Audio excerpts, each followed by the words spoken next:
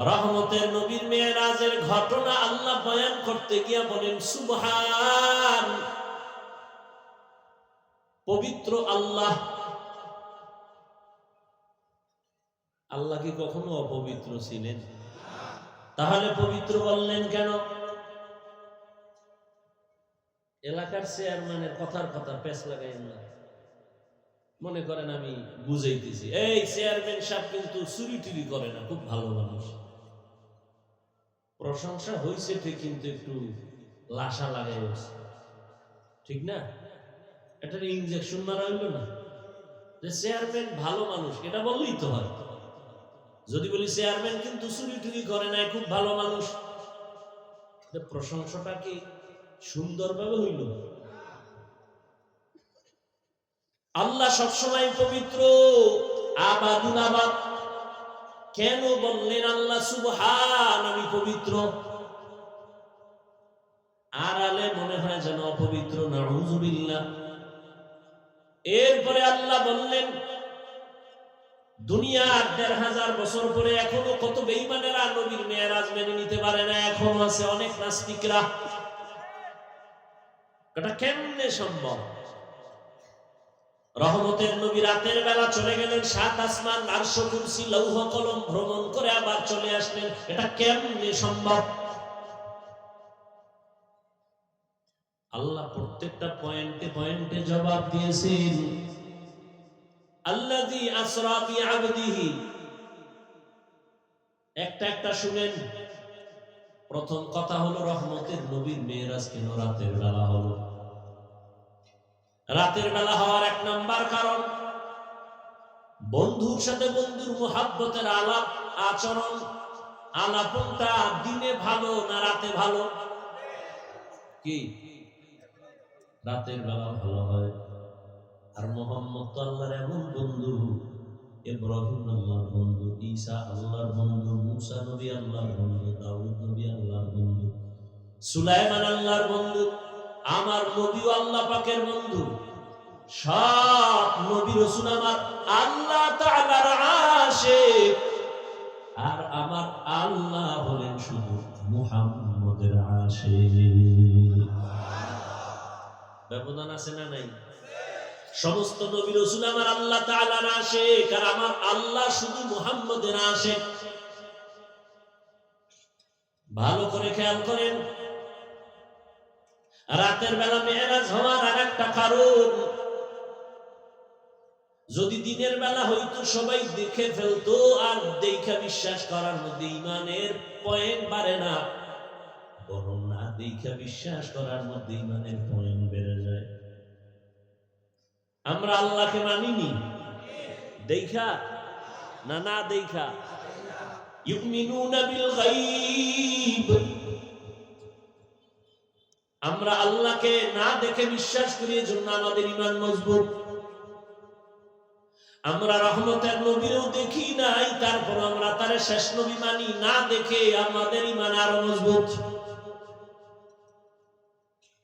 আমরা নবীজিরে দেখি না, এরপর নবীরে বাদ দিয়া কত মিথ্যা নবীর দাবিদারেরা নবী নিজে দাবি করছে, আমরা কাউকে মানি না, আমরা মানি আখিরি নবী মুহাম্মদ সাল্লাল্লাহু।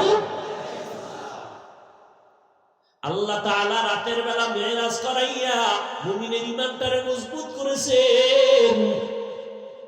রহমতের নবী রাতের বেলার থেকে সকালে এসে আবু জাহিলরে কয়, আমি মেরাজ করে আসলাম, বাইতুল মাকদিস দেখে আসলাম। আবু জাহিল্লা বের হয়ে কয়, মিথ্যা কথা, এটা অসম্ভব। রাস্তায় বের হয়ে রাগের সাথে সামনে গিয়া দেখে আবু বকর আসতেছে। ওই আবু বকর, শুনছো আব্দুল্লাহ ছেলে পাগল হয়ে গেছে? কেন? সে নাকি এই রাতের মধ্যে ৭ আসমান ঘুরে টুরা বাইতুল মাকদিস ১ মাস লাগে যাইতেছে, রাতের অল্প টাইমে দেখাস। আবু বকর সিদ্দিক বলেন, আবু জাহাল, কথাটা কে তোমাকে বলছে? বলে আব্দুল্লাহ ছেলে মুহাম্মদ। সত্যি? বলে হ্যাঁ সত্যি। মুহাম্মদ বলেছে? বলে হ্যাঁ। আবু বকর কয় নাই, আমি জিজ্ঞেস লই। আবু বকর বলে, যদি মুহাম্মদ বলে থাকেন, আমি এখনই তার উপরে ঈমান এনে ফেললাম। আমি আবু বকর নবীর আর জিজ্ঞানের দরকার নাই, তুমি যদি বলো মুহাম্মদ বলেছে, কেউ না মানলে আমি মেনে নিলাম। এই জন্যই তো আবু বকরের এত মূল্য। রহমতের নবী বলেন, সব মুমিনের নেক আমল যদি এক পাল্লায় দেয়, আর আমার আবু বকরের দুইটা আমল যদি ভিন্ন পাল্লায় দেয়, সব মুমিনের নেক আমল থেকে আবু বকরের মাত্র দুই আমলের পাল্লা ভারী হয়ে যাবে। যে আবু বকরকে আমার আল্লাহ নিজে সালাম দিয়েছেন, আবু বকর মেনে নিলেন। মাওলানা হাফিজুর রহমান সিদ্দিকী সাহেবের আগমন, কুয়াকাটা হুজুরের আগমন, কালিয়াকৈর উপজেলা ওলামা কল্যাণ পরিষদের পক্ষ থেকে, শ্রমিক ভাইদের পক্ষ থেকে নারায়ে তাকবীর। আলহামদুলিল্লাহ বলি, সকলে আলহামদুলিল্লাহ বলি, জোরে বলি আলহামদুলিল্লাহ।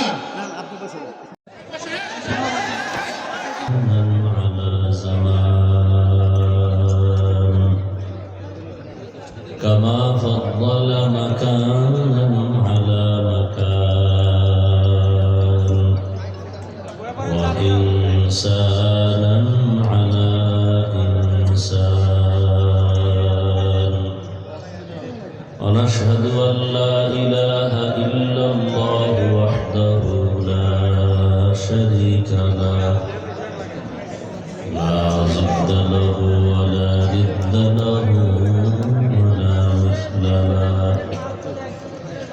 ونشهد أن سيدنا ومولانا محمدا عبده ورسوله أرسله بالحق بشيرا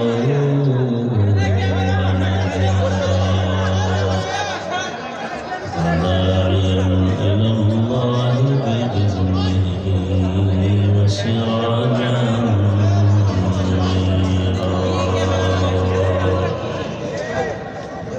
اللهم صل على محمد النبي الأمي وعلى آله وسلم تسليما وبعد فأعوذ بالله من الشيطان الرجيم بسم الله الرحمن الرحيم سبحان الذي أسرى بعبده ليلا من المسجد الحرام إلى المسجد الأقصى الذي باركنا حوله لنريه من آياتنا إنه هو السميع البصير. وقال رسول الله صلى الله عليه وآله وسلم كل أمتي يدخلون الجنة إلا من أبى قيل من أبى قال من أطاعني دخل الجنة ومن عصاني فقد أبى أو كما قال النبي عليه الصلاة والسلام. صدق الله مولانا العظيم وصدق رسوله النبي الأمي الكريم ونحن على ذلك من الشاهدين والشاكرين والذاكرين والحمد لله رب العالمين. سبحانك لا علم لنا إلا ما علمتنا إنك أنت العليم الحكيم. رب اشرح لي صدري ويسر لي أمري واحلل عقدة من لساني يفقهوا قولي. निकलेगा ज़माना आखिर अहल बिदाअत, निकलेगा ज़माना आखिर अहल बिदाअत, इस्लाम में नई नई बाती कर ईजाद इस्लाम में नई नई बाती कर ईजाद ऐ बंदे खुदा चाहो हर उनके मुलाकात ऐ बंदे खुदा चाहो हर उनकी मुलाकात जल्दी से अब बैठे सुनो हजरत के नसीहत जल्दी से अब बैठे सुनो हजरत के नसीहत मेराज के हमारा नबी सबअ समावात मेराज के हमारा नबी सबअ समावात नहीं भूला वहाँ नबी हम गुनहगार उम्मत नहीं भूला वहाँ नबी हम गुनहगार उम्मत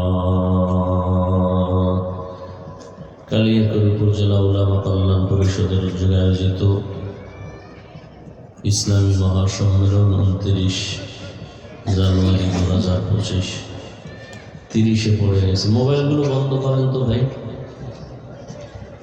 উপস্থিত মুহতারাম সম্মানিত সভাপতি, প্রধান অতিথি, বিশেষ অতিথিবৃন্দ, হযরত উলামায়ে কেরাম, অত্র অঞ্চলের বিভিন্ন স্থান থেকে আগত আল্লাহ পাকের আশিকিন, জাকিরিন, শাকিরিন, মুহিব্বিন, মুরব্বিয়ান আযম, কলিজার টুকরা আমার সমবয়সী যুবক বন্ধুগণ, স্নেহের ছোট ভাই, পর্দার আড়ালে মাইকের আওয়াজ শ্রবণদাতা মা বোনেরা,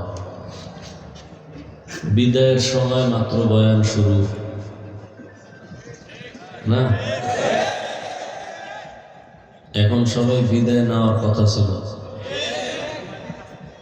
কিন্তু এখন আমাদের চলাফেরা, কথাবার্তা সব লাইন ছাড়া, টার্গেট ছাড়া। কারণ ঘরের গার্ডিয়ান না থাকলে ওই ঘর এলোমেলো, দেশের গার্ডিয়ান না থাকলেও দেশ এলোমেলো। মক্কায় গার্ডিয়ান নাই, এই কারণে মক্কার মানুষও চরিত্রের এলোমেলো, চলাফেরার এলোমেলো। যখনই রহমতের নবী গার্ডিয়ান হয়ে আসলেন, চলাফেরার ব্যালেন্স ফিরে আসলো। তো উলামায়ে কেরামের আয়োজন, প্রশংসিত আয়োজন, আল্লাহ পাকের আয়োজন, তা কিয়ামত হকের উপরে কায়েম রাখেন। আমিন আমিন আমিন। মাহফিল আল্লাহ হেদায়েতের জরিয়া হিসাবে কবুল করেন, এলাকায় শান্তির ফয়সালা করেন, কবরওয়ালাদেরকে জান্নাত দান করেন, অসুস্থদেরকে আল্লাহ সুস্থ করে দেন। এর বরকতে পুরা এলাকা, পুরা দেশ বরকতপূর্ণ করে দেন। উলামায়ে কেরাম অত্যন্ত গুরুত্বপূর্ণ তথ্যবহুল আলোচনা রেখেছেন। এখন আপনাদেরও তারা কেমনে তাড়াতাড়ি শেষ হবে, আমারও তারা কিভাবে তাড়াতাড়ি শেষ হবে। আচ্ছা, যদি আপনারা বসে থাকেন ধৈর্যের সাথে, বয়ান তো বক্তার এলেম আমল দিয়ে বয়ান হয় না। চিল্লাইবেন না, কেউ চিল্লাইবেন না। রাত্র অনেক ঠান্ডা মাথায় কিছু কথা বলবো, খুব ঠান্ডাভাবে শুনবেন। চিল্লাচিল্লি করা এটা ভালো না। হ্যাঁ, চিল্লানোর কিছু মজলিস আছে আলাদা, সেখানে চিৎকার দেওয়া উত্তম, আর এখানে চিৎকার না দেওয়াটা উত্তম। কখন আবার জালেমের বিরুদ্ধে আন্দোলন শুরু হয়, তখন আওয়াজ লাগবে, এটি রিজার্ভ রাখেন, এখন চিল্লেন। কারণ ইসলাম কায়েম যতক্ষণ না হবে, ততক্ষণে জমিন থেকে জুলুম বন্ধ হবে না। যতই ঘি মাখেন, ওই একজনে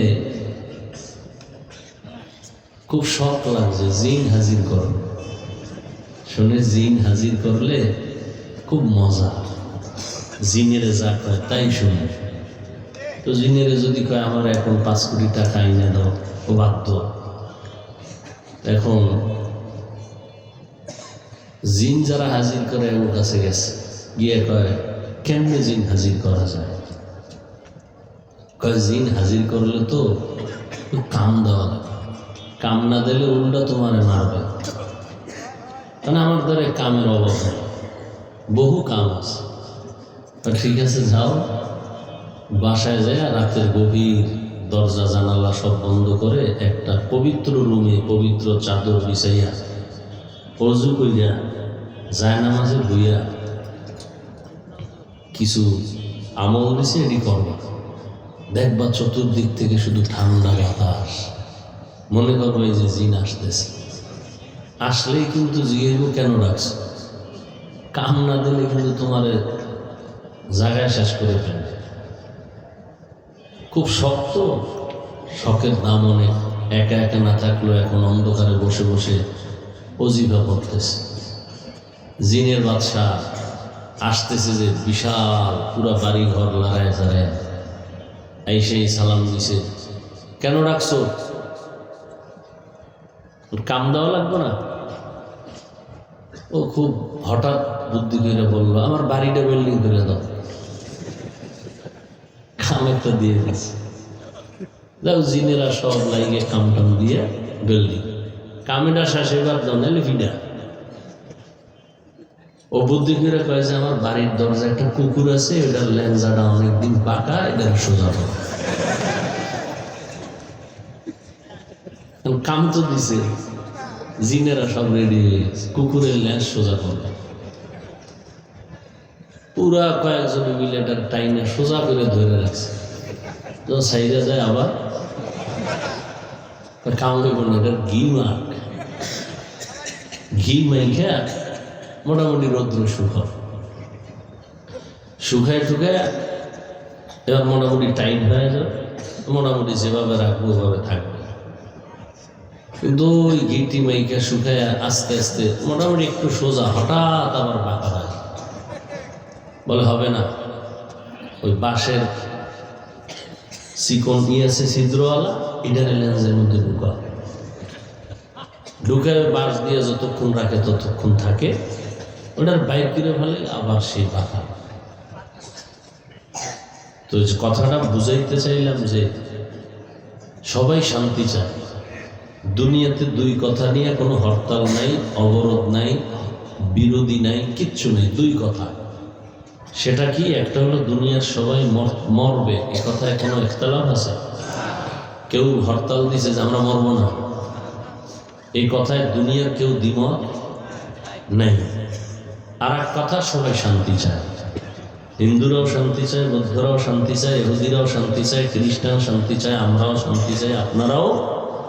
আওয়ামী লীগ শান্তি চায়, বিএনপি শান্তি চায়, জাসদ বাসদ অসৎ যা আছে সবাই কি চায়? শান্তি চায়। কিন্তু ঠিকানা নিয়ে ভেজাল, ঠিকানা নিয়ে ভেজাল। ইহুদিরা বলে শান্তি পেতে হলে ওজায়েরকে আল্লাহর সন্তান বলো, শান্তি আসবে। খ্রিস্টানরা বলে ঈসা নবীরে আল্লাহর সন্তান বলো, শান্তি পাওয়া। বৌদ্ধ ধর্মের মানুষ বলে গৌতম বুদ্ধকে ধর্মের গুরু মনে করো, জীবনের ভালো মন্দের কল্যাণকামী মনে করো, তো শান্তি। হিন্দুরা বলে ৩৩ কোটি দেবদেবীর পূজা করো, তাহলেই শান্তি। এখন এদের শান্তির ঠিকানা এক না আলাদা? কেন? এদের ধর্মও কি? হিন্দুদের ধর্ম আলাদা, শান্তির ঠিকানাও। ইহুদির ধর্ম আলাদা, শান্তির ঠিকানাও আলাদা। এবার আমরা মুসলমানের ধর্ম কি? এক না? তাহলে আমরা শান্তির ঠিকানা কয়টা হবে? একটা হবে। কিন্তু ওদের থেকে আমগোর মধ্যে ঝামেলা আরো বেশি। কেউ বলে কবরে সেজদা দাও, শান্তি। কেউ বলে মাজারে দাও, শান্তি। কেউ বলে গাছেরে দাও, শান্তি। কেউ বলে বেপরদায় নাচ গান করো, শান্তি। আসলে শান্তি কোথায়? শান্তির ঠিকানা একটাই, ইসলাম। কি? ইসলাম। সে ইসলাম যতদিন পর্যন্ত ছিল না ততদিন পর্যন্ত মক্কার মানুষ এক অশান্তির বেড়াজালে ছিল। যখন এই শান্তির দূত এসে গেল আর রসুলের আদর্শ গ্রহণ করা শুরু করলো, মক্কার মানুষ এতটা প্রিয় হল, কিয়ামত পর্যন্ত যত মানুষ আসবে সবার জন্য তারা আদর্শ মডেল হয়ে গেল। আল্লাহ লিস্টি নিয়ে পাঠায় দিলেন, জিব্রাইল নিয়ে লিস্টি নবীরে দাও, এই লিস্টিতে যাদের নাম আছে এরা জান্নাতি। অথচ এরা ছিল চরম খারাপ। এই কথাটা দুনিয়ার সব চান্দাবাজার ধান্দাবাজেরাও জানে যে ইসলাম সঠিক শান্তি দিতে পারে, মানে না কেন? চুরি চলবে না, দুর্নীতি করতে পারবে না, চান্দাবাজি আর ধান্দাবাজি করতে পারবে না। এই জন্য ইসলাম থেকে দূরে, এবং মানুষের ব্রেনকে ওয়াশ করে ফেলাইছে যে ধর্ম আর রাজনীতি এক না। হ্যাঁ, চান্দাবাজি ধান্দাবাজি রাজনীতি আর ইসলাম ধর্ম এক না। কিন্তু সুলাইমান নবীর রাজনীতি, ইউসুফ নবীর রাজনীতি, আমাদের নবীর রাজনীতি ও আবু বকরের রাজনীতি, ওমরের রাজনীতি আর ইসলাম ধর্ম এক নাকি আলাদা? আল্লাহ বুঝার তৌফিক দান করে। আমি আপনাদের সামনে যে আয়াত পড়ছি সূরাতুস সুবহানের প্রথম আয়াত, নবীজির হাদিস থেকে একটি হাদিস। প্রথমে তরজমা, এরপরে আপনাদের ধৈর্যের উপরে কিছু ব্যাখ্যা। বলতেছিলাম যে বক্তার এলেম আমলের বাহাদুরি দিয়া ওয়াজ হয় না, বক্তব্য হয় না। বাতিনিভাবে থাকতে হবে আল্লাহর রহমত, জাহিরিভাবে লাগবে শ্রোতাদের অন্তরের মহব্বত। এই দুই যখন এক হয়ে যাবে তখন বয়ান আল্লাহ বের করে দিবেন। তাহলে তরজমা শুরু করি।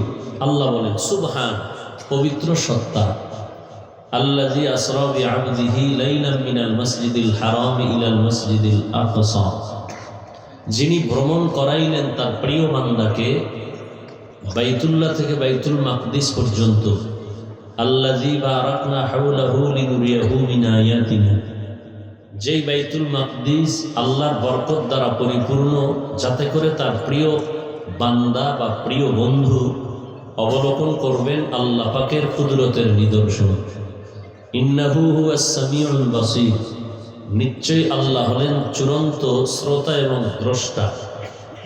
হাদিস পড়েছি, রাসূল বলেন, কুল্লু উম্মতি ইয়াদখুলুনাল জান্নাতা ইল্লা মান আবা, সব উম্মতেরা জান্নাতে যাবে, যারা আমি মুহাম্মদকে অস্বীকার করে, মানে না, তারা জান্নাতে যাবে না। খেয়াল করিয়েন, কিলা মান আবা, সাহাবায়ে কেরাম বললেন, ইয়া রাসূলুল্লাহ, আপনাকে মানে না তারা কারা?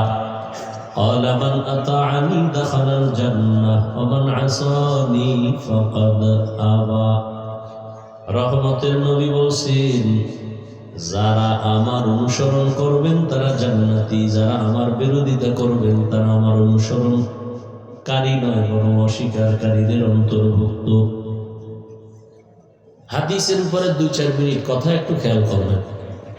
আপনারা খেয়াল করলেই আমি কিছু প্রশ্ন করব, আপনাদের থেকে জবাব নেব। নবীজি বললেন সব উম্মত জান্নাতে যাবে, সব।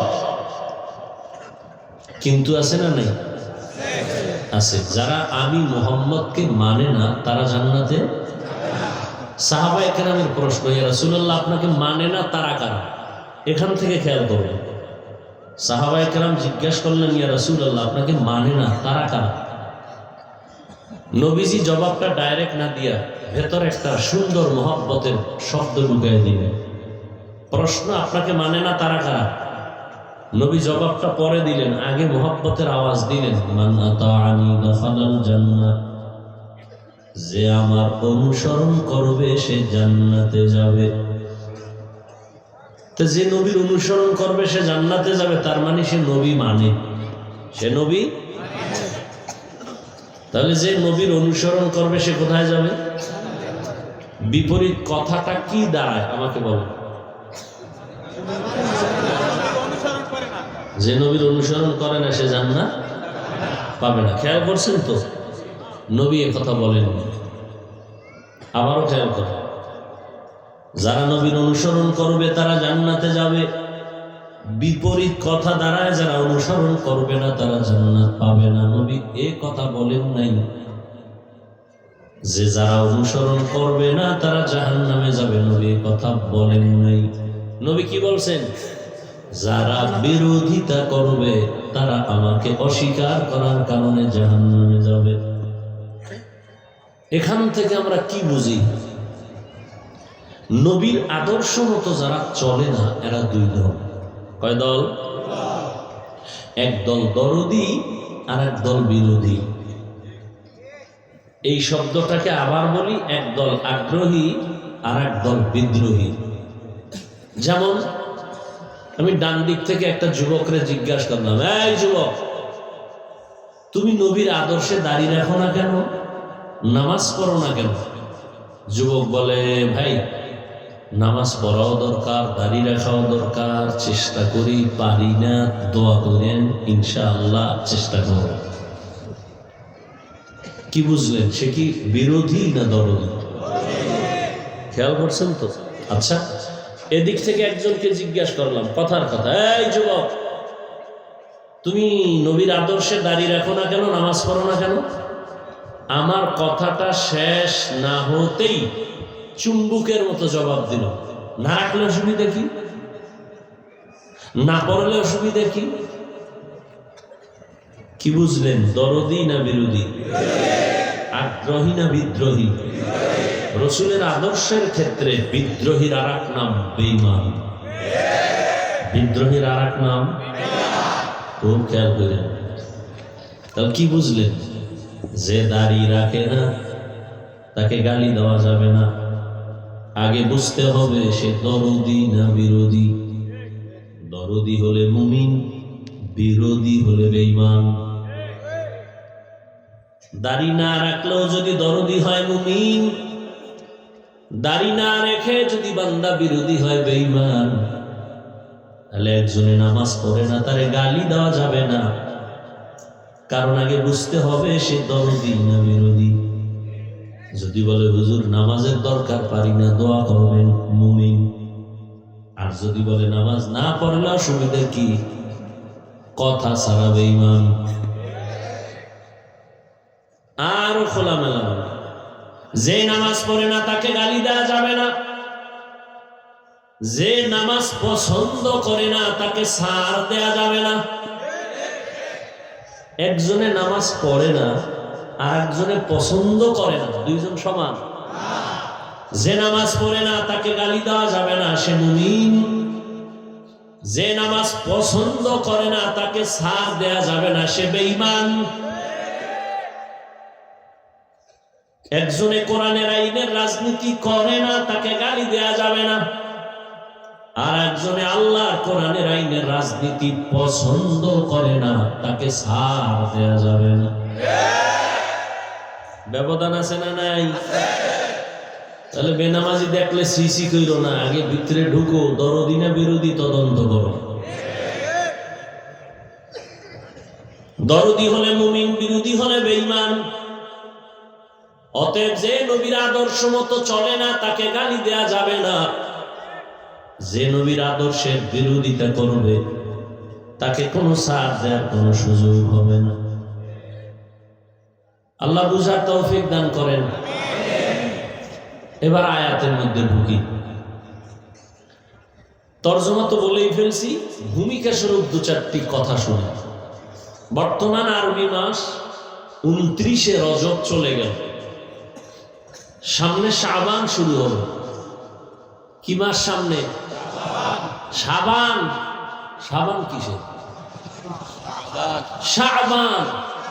একজনের নাম কালাম, আপনি ডাক দিলেন এই কাইল্লা, সে কষ্ট পাবে না? মুসলমান হিসাবে আরবি মাসের নামগুলো মনে রাখা ওয়াজিবে কিফায়া। মুসলমান হিসাবে আরবি মাসের নাম জানবে দূরের কথা, বাঙালি হিসাবে বাংলা মাসের নাম জানে না। যেই বাংলা ভাষার জন্য জীবন দিল 4টা যুবক,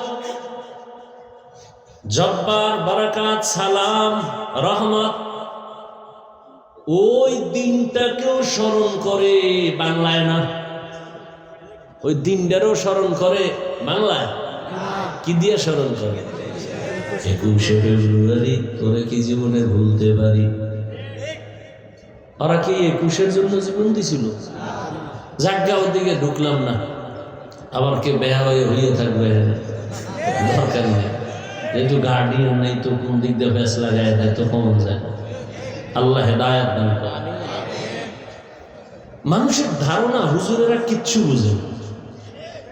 হ্যাঁ ভাই, তুমি ঠিক ঠিক করো না, আমার কথা শুনো, আমি শুরুতে বসেই বলছি, কোনো চিল্লানি দিবা না। তুমি ঠিক কি বুঝলা, ঠিক কোন কথা ঠিক কোনটা ব্যাঠিক, তুমি কি বুঝলে কন্ট্রোল করো এগুলো, এগুলো ভালো না।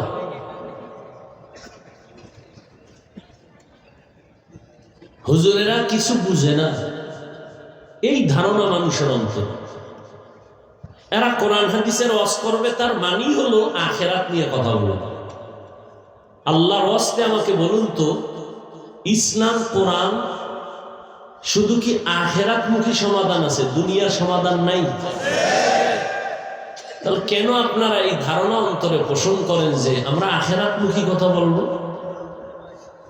অশান্ত পরিবেশকে রহমতের নবী এসে শান্ত করে দিলেন এবং এমন একটা প্রেসক্রিপশন তৈরি করলেন, কিয়ামত পর্যন্ত এই প্রেসক্রিপশন যারা ফলো করে চলবে, কিয়ামত পর্যন্ত এরা দুনিয়াতে শান্তিতেও থাকবে, সম্মানেও থাকবে। নবী তো চ্যালেঞ্জ দিয়ে গেছে। قال رسول الله صلى الله عليه وآله وسلم تركت فيكم أمرين لن تضلوا ما تمسكتم بهما كتاب الله وسنة رسوله।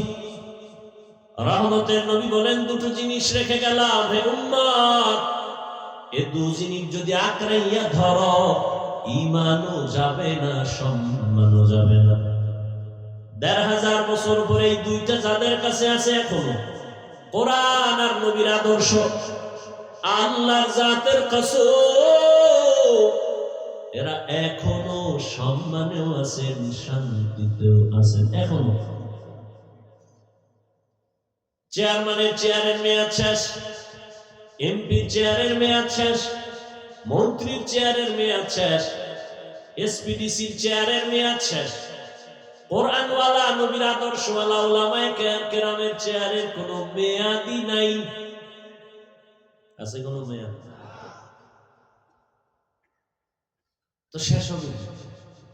টাকা দিয়ে সম্মান কিনলে প্রথমে ফুলের মালা, ফাইনালে জুতার মালা। টাকা দিয়ে কিনছে না সম্মান? আর আল্লাহর দেয়া সম্মান যদি বান্দা ধারণ করে রাখতে পারে, দুনিয়ায় বাদশাহ, পরকালেও বাদশাহ। সম্মান কে দিছেন? আল্লাহ যাকে সম্মান দেন, টাকা লাগে না, যোগ্যতা লাগে না। বেলালের মতো কালো মানুষও আল্লাহ এত দামি বানাইছেন। রহমতের নবী বলেন, মেরাজের রাত্রে জান্নাতে ঢুইকা আমি হাঁটার আওয়াজ পাই, বেলালের আওয়াজ। ১০ জন সাহাবা জান্নাতি টিকিটওয়ালা, এর মধ্যে বেলালের নাম নাই, কিন্তু আল্লাহ তাকে কবুল করেছেন। কাবেলিয়াত দাদেউরা শর্ত দিস, বলকে শরত কাবেলিয়াত দাদেউস। দুনিয়াওয়ালারা সম্মানের চেয়ার দিতে গেলে আগে যোগ্যতা তালাশ করে। দুনিয়াওয়ালারা সম্মানের জায়গায় কাউকে বসাইতে চাইলে আগে যোগ্যতা চায়। আর আমার আল্লাহ যদি কাউকে সম্মানের চেয়ারে বসাতে চায়, যোগ্যতা দেখেন না, আল্লাহ অন্তর দেখে বসায়, পরে যোগ্যতা দিয়ে দেয়। দুনিয়াওয়ালারা যোগ্য ব্যক্তি ছাড়া বসায় না, আর আল্লাহ পাক রব্বুল আলামিন যাকে বসাইবেন তার যোগ্যতা না থাকলেও বসাইয়ে যোগ্যতা দিয়ে দেয়। তো বলতেছিলাম, বর্তমান আরবি মাস রজব। রজব মাস আসলে আমরা ইমাম সাহেবরা, খতিব সাহেবরা, বক্তারা মেরাজের বয়ান করি, আর সবাই মনে করে মেরাজের কারণে রজবের অনেক দাম। না, মেরাজের ঘটনার কারণে রজবের সম্মান না, বরং রজবের দাম আল্লাহ তাআলা সৃষ্টি জগতের শুরু থেকেই দিয়েছেন। সূরা তাওবার ভেতরে আল্লাহ বলেন, ইন্না ইদ্দাতাশ শুহুরি ইনদাল্লাহি 12 শাহরান ফি কিতাবিল্লাহ ইয়াওমা খালাকাস সামাওয়াতি ওয়াল আরদ মিনহা আরবাআতুন হুরুম যালিকাদ দীনুল কাইয়্যিম। আল্লাহ বলেন কিয়ামত পর্যন্ত গণনার আকারে বছরে মাস হবে 12টা। কিয়ামত পর্যন্ত কোন বছর 11 মাসেও হবে না, 13 মাসেও হবে না। কয় মাসে হবে? সিদ্ধান্ত কার? এর মধ্যে আবার 4 মাস বড় দামি। এই 12 মাসের মধ্যে কয় মাস দামি? অন্য মাসও দামি, তুলনামূলক এই 4 মাসের সম্মান। বছরে মাস হবে কয়টা? 12টা। কোন বছর কিয়ামতের আগে 11 মাসে 13 মাসে? হ্যাঁ, দিন সময় কম বেশি হবে। যেমন সূর্যের হিসাবে বছরের দিন 365, চাঁদের হিসাবে হলো 354 দিন। বছরে 10 দিন হাতে থেকে যায়। এ কারণে গত বছর রমজান যেই সময় শুরু হলো, এর থেকে আরো 10 দিন আগে রমজান শুরু হবে, কোরবানি আরো 10 দিন আগে শুরু হবে। 12 মাসে বছর হবে কিয়ামত পর্যন্ত, এবং এর মধ্যে 4 মাস বড় দামি। আল্লাহ বলেন এই সিদ্ধান্ত আমার। কোন দিন করছি জানো?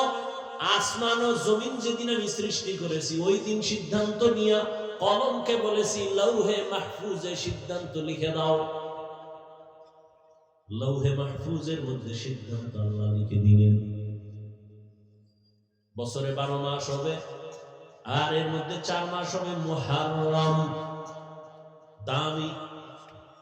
4 মাসে 3 মাস লাগাতার, 1 মাস আলাদা। যেমন হজের মাস, হজের আগের মাস, হজের পরের মাস, আর এই রজব। এই 4 মাস জিকাদা, যুলহিজ্জা, মুহররম আর এই রজব। এই 4 মাস সম্মানিত। তার মানে কি? বলে এই 4 মাসে সম্মান করো, ঝগড়া করো না, যুদ্ধ করো না, বিগ্রহ করো না। ইহুদি খ্রিস্টানরা সেই শুরু থেকেই এই 4 মাসকে সম্মান দিত। রাসূল আসার পরে আল্লাহর আদেশটা রহিত হয়ে গেছে। যুদ্ধ চলবে, তবে মর্যাদা কমে নেই। এজন্য নবীজি বলেন রজবের চাঁদ দেখলেই আমি আমল বাড়াই দিতাম, এবং সব সময় উঠতে বসতে হাঁটতে চলতে দোয়া পড়তাম, আল্লাহুম্মা বারিক লানা ফি রজব ওয়া শাবান ওয়া বাল্লিগনা রমাজান। আয় আল্লাহ, রজব ও শাবানে আমাকে বরকত দান করেন, হায়াতের সীমানা বাড়ায় রমজান পর্যন্ত পৌঁছায় দেন। মরলেও যেন রোজার মাসে মরণ হয়, যেই মাসে শয়তানের শিকল লাগানো, জাহান্নামের দরজা বন্ধ, জান্নাতের দরজা খোলা।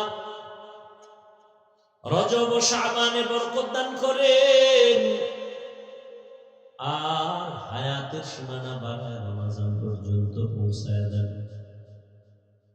জিগেলি আপনারা এই দোয়া পারেন, পড়েন না তো লাভ কি? ও ভাই পড়েননি? হুজুর পারি তো। ভাই দোয়া পড়েননি? পারি তো। তুই ইবলিসি তো বহুত পারছে, লাভ কি? শুধু রজবে না শাবানেরও বরকতের দোয়া আছে? এই জন্য পড়েন। এই দোয়াটা পড়বেন নি আজকে নেই, খালি পেটে বিড়ি টানার আগে সব সময় দোয়াটা পড়েন। আর বাথরুমে গিয়ে আমার মানে এসকো বাড়ে না যে হেনে বই বই গেল সময় পেয়েছি নিরিবিলি। আল্লাহুম্মা বারিক লানা ফি রজব ওয়া শাবান ওয়া বাল্লিগনা রমাজান। আল্লাহ আমাদের এই দোয়া বেশি বেশি পড়ার তৌফিক দান করেন। আবার আসতেছে শাবান। ওই শাবানের একটা বরকতের রাত আছে। কি রাত? লাইলাতুন মিন নিসফি শাবান, শাবানের মধ্যরাত। কোনো ভেজাল টেজালে যাইবেন না, ইবাদতে সময় কাটাবেন, তর্কেও যাইবেন, বইবে দুরূদ শরীফ পড়বেন, সমস্যা কি? তো এই রজব মেরাজের কারণে সম্মানিত না তার আগের থেকেই? আগের থেকে। এক। নাম্বার 2, আমরা যে রজবে মেরাজের বয়ান করি, ঐতিহাসিকদের মধ্যে মেরাজ কোন মাসে হয়েছে নিয়ে 7 মাসের নাম আছে। কয় মাস? কেউ বলেন রবিউল আউয়ালে মেরাজ হয়েছে, কেউ বলেন রবিউল আখিরে মেরাজ হয়েছে, কেউ বলেন না জুমাদাল উলা, কেউ বলেন জুমাদাল উখরা, কেউ বলেন রজবে মেরাজ হয়েছে, কেউ বলেন শাওয়ালে মেরাজ হয়েছে, কেউ বলেন রমাজানে মেরাজ হয়েছে। তো মেরাজ হয়েছে এটা সঠিক, কোরআনের আয়াত। মেরাজ হয়েছে সব নবীদের। এই যুবকরা ডিস্টার্ব করলে কিন্তু এখন বয়ানের টাইম না, শুধু আপনাদের ধৈর্যের উপরে কথা বলবো। বসায় রেখে আপনারা আরামে গিয়ে ঘুমাবেন না, এই চালাকি করেন না। খোদায় যদি বাসায় আগে না নেয় যাওয়ার কোনো সুযোগ নেই, খবরদার চালাকি করেন না। আর না হয় বলেন দোয়া করে দেই। আমি আমার তো একটা নির্দিষ্ট টাইমে শেষ করব, বাকি যে বিষয়ের আলোচনা এটা শেষ করতে পাই টু পাই, পয়েন্ট পয়েন্ট শেষ করতে আমার সময় লাগবে 2 ঘন্টা করে 3 দিন। আমি যদ্দূর পারি তদ্দূর, আমি তার নিজের থেকে বানায় বলবো না। ওলামায়ে কেরাম যা লেখছেন এটি মুখস্থ করে যা আইছি, এটি শেষ করতে 3 দিন লাগবে 2 ঘন্টা করে। এরপরে বুঝবেন মেরাজ কি। শুরুতে কিছু শুনেন তো অনুভব করবেন কি আল্লাহ পাকের কুদরত। মেরাজ হয়েছে রাতের বেলা, সমস্ত নবীদের মেরাজ হয়েছে, আমার নবীরও মেরাজ হয়েছে। সব নবীদের মেরাজ হলো জমিনে, আর আমার নবীর মেরাজ হলো আরশে আজিমে। সুবহানাল্লাহ। না যেই তালে বিড়ি টানবো কেমনে সুবহানাল্লাহ। মরাডারে মারো কেন, কয় লড়ে কেন? আল্লাহ হেদায়েত দান করে। সব নবীদের মেরাজ হয়েছে জমিনে, আপনার আমার নবীর মেরাজ, আমি তো আসমানে বলি নাই, আরশে আজিমে। সমস্ত নবীদের মেরাজ হলো ইমতিহান, আর আমার নবীর মেরাজ হলো ইনআম। সমস্ত নবীদের মেরাজ পরীক্ষা, আর আমার রহমতের নবীর মেরাজ হলো পুরস্কার। সমস্ত নবীদের মেরাজ জমিনে কেন, আমার নবীর মেরাজ কেন আরশে আজিমে? সমস্ত নবীদের মেরাজ আল্লাহ তাআলা জমিনে করাইলেন, আপনার নবীর মেরাজ কেন আসমানে হলো, আরশে আজিমে হলো? নবীর মেরাজ কেন দিনে না হইয়া রাতের বেলা হলো?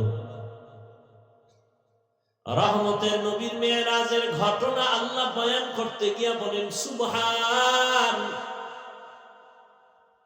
পবিত্র আল্লাহ। আল্লাহ কি কখনো অপবিত্র ছিলেন? তাহলে পবিত্র বললেন কেন? এলাকার চেয়ারম্যানের কথার কথা পেছ লাগাইন না, মনে করেন আমি বুঝাইতেছি। এই চেয়ারম্যান সাহেব কিন্তু চুরি টুরি করে না, খুব ভালো মানুষ।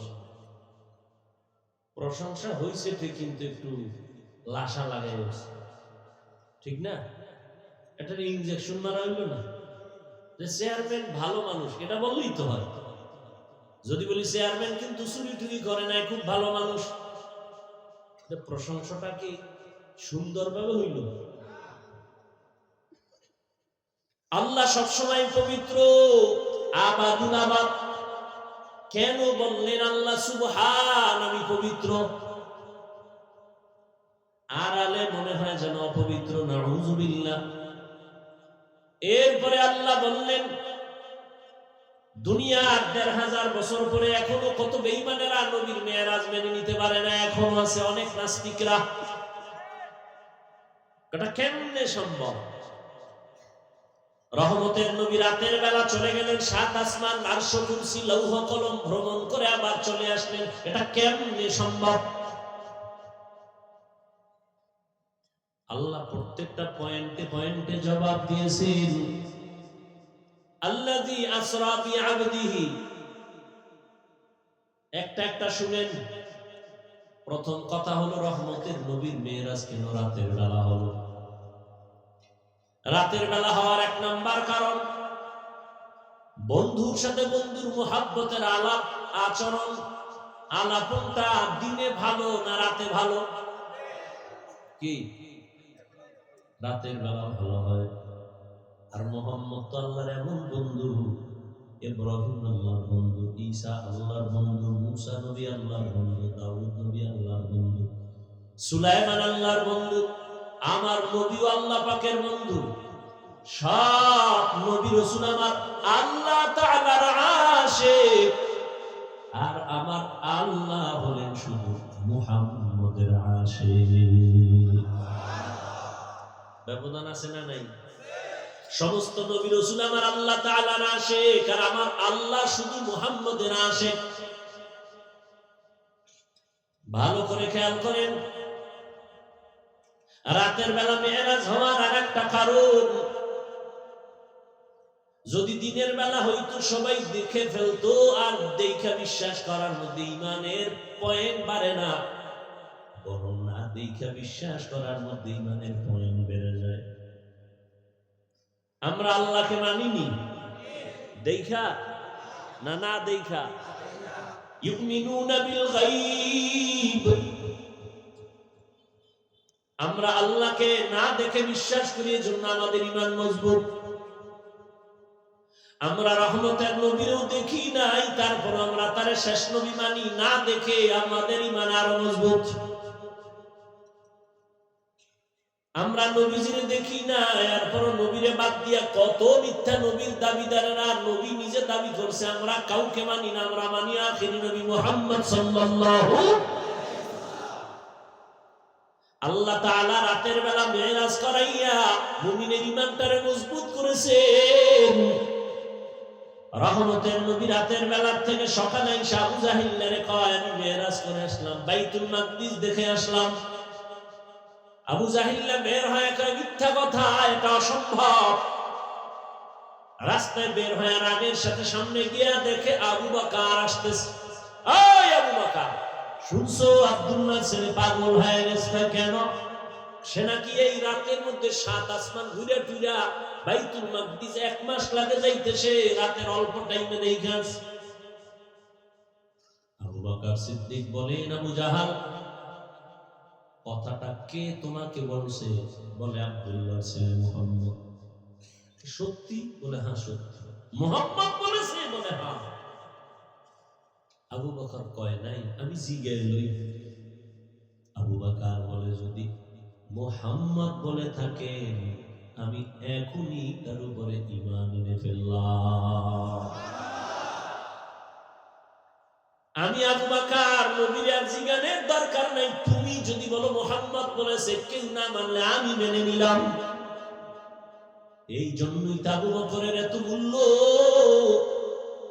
রহমতের নবী বলেন, সব মুমিনের নেক আমল যদি এক পাল্লায় দেয়, আর আমার আবু বকরের 2টা আমল যদি ভিন্ন পাল্লায় দেয়, সব মুমিনের নেক আমল থেকে আবু বকরের মাত্র 2 আমলের পাল্লা ভারী হয়ে যাবে।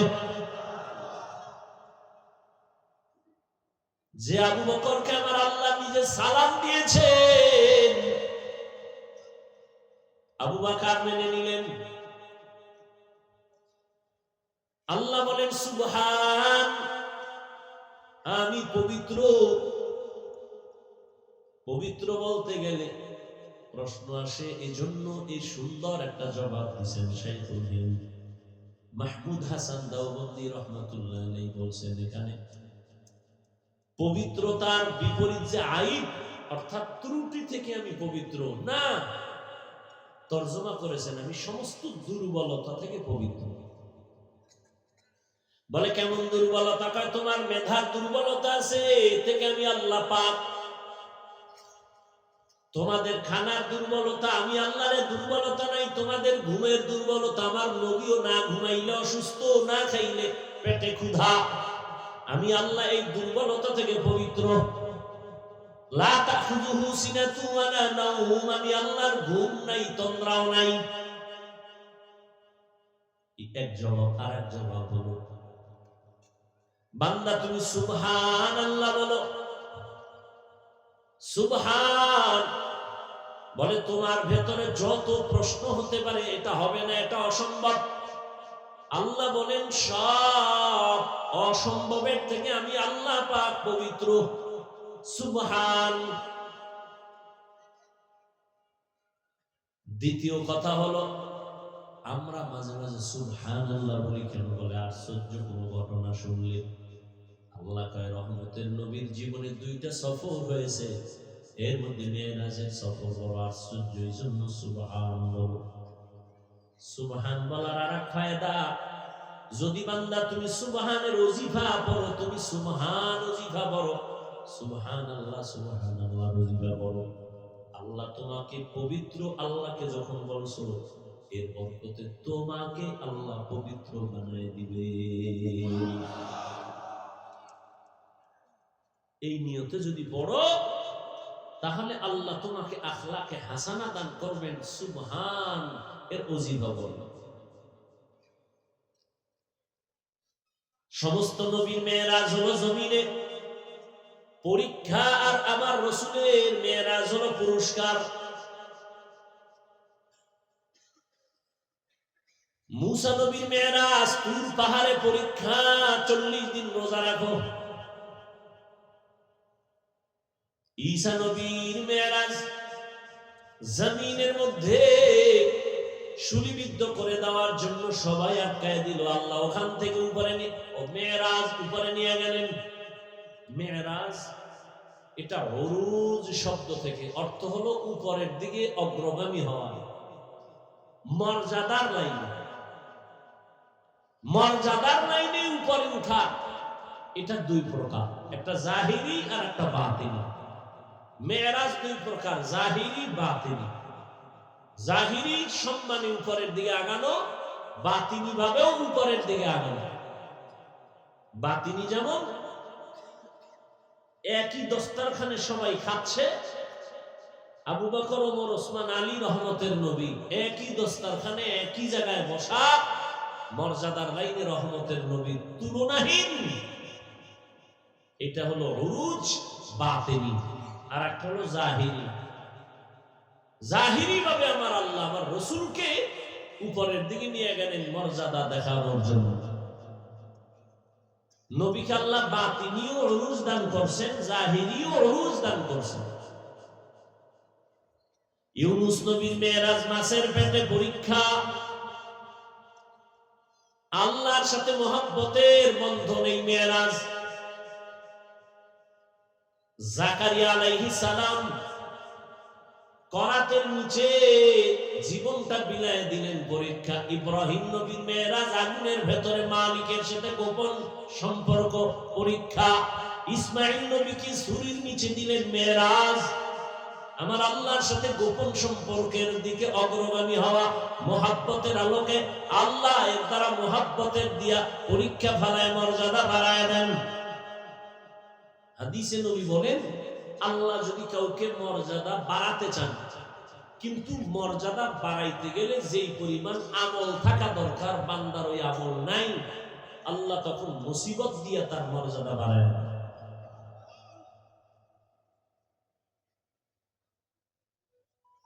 তাহলে সব নবীর মেরাজ পরীক্ষা, আর আপনার আমার নবীর মেরাজ হলো পুরস্কার।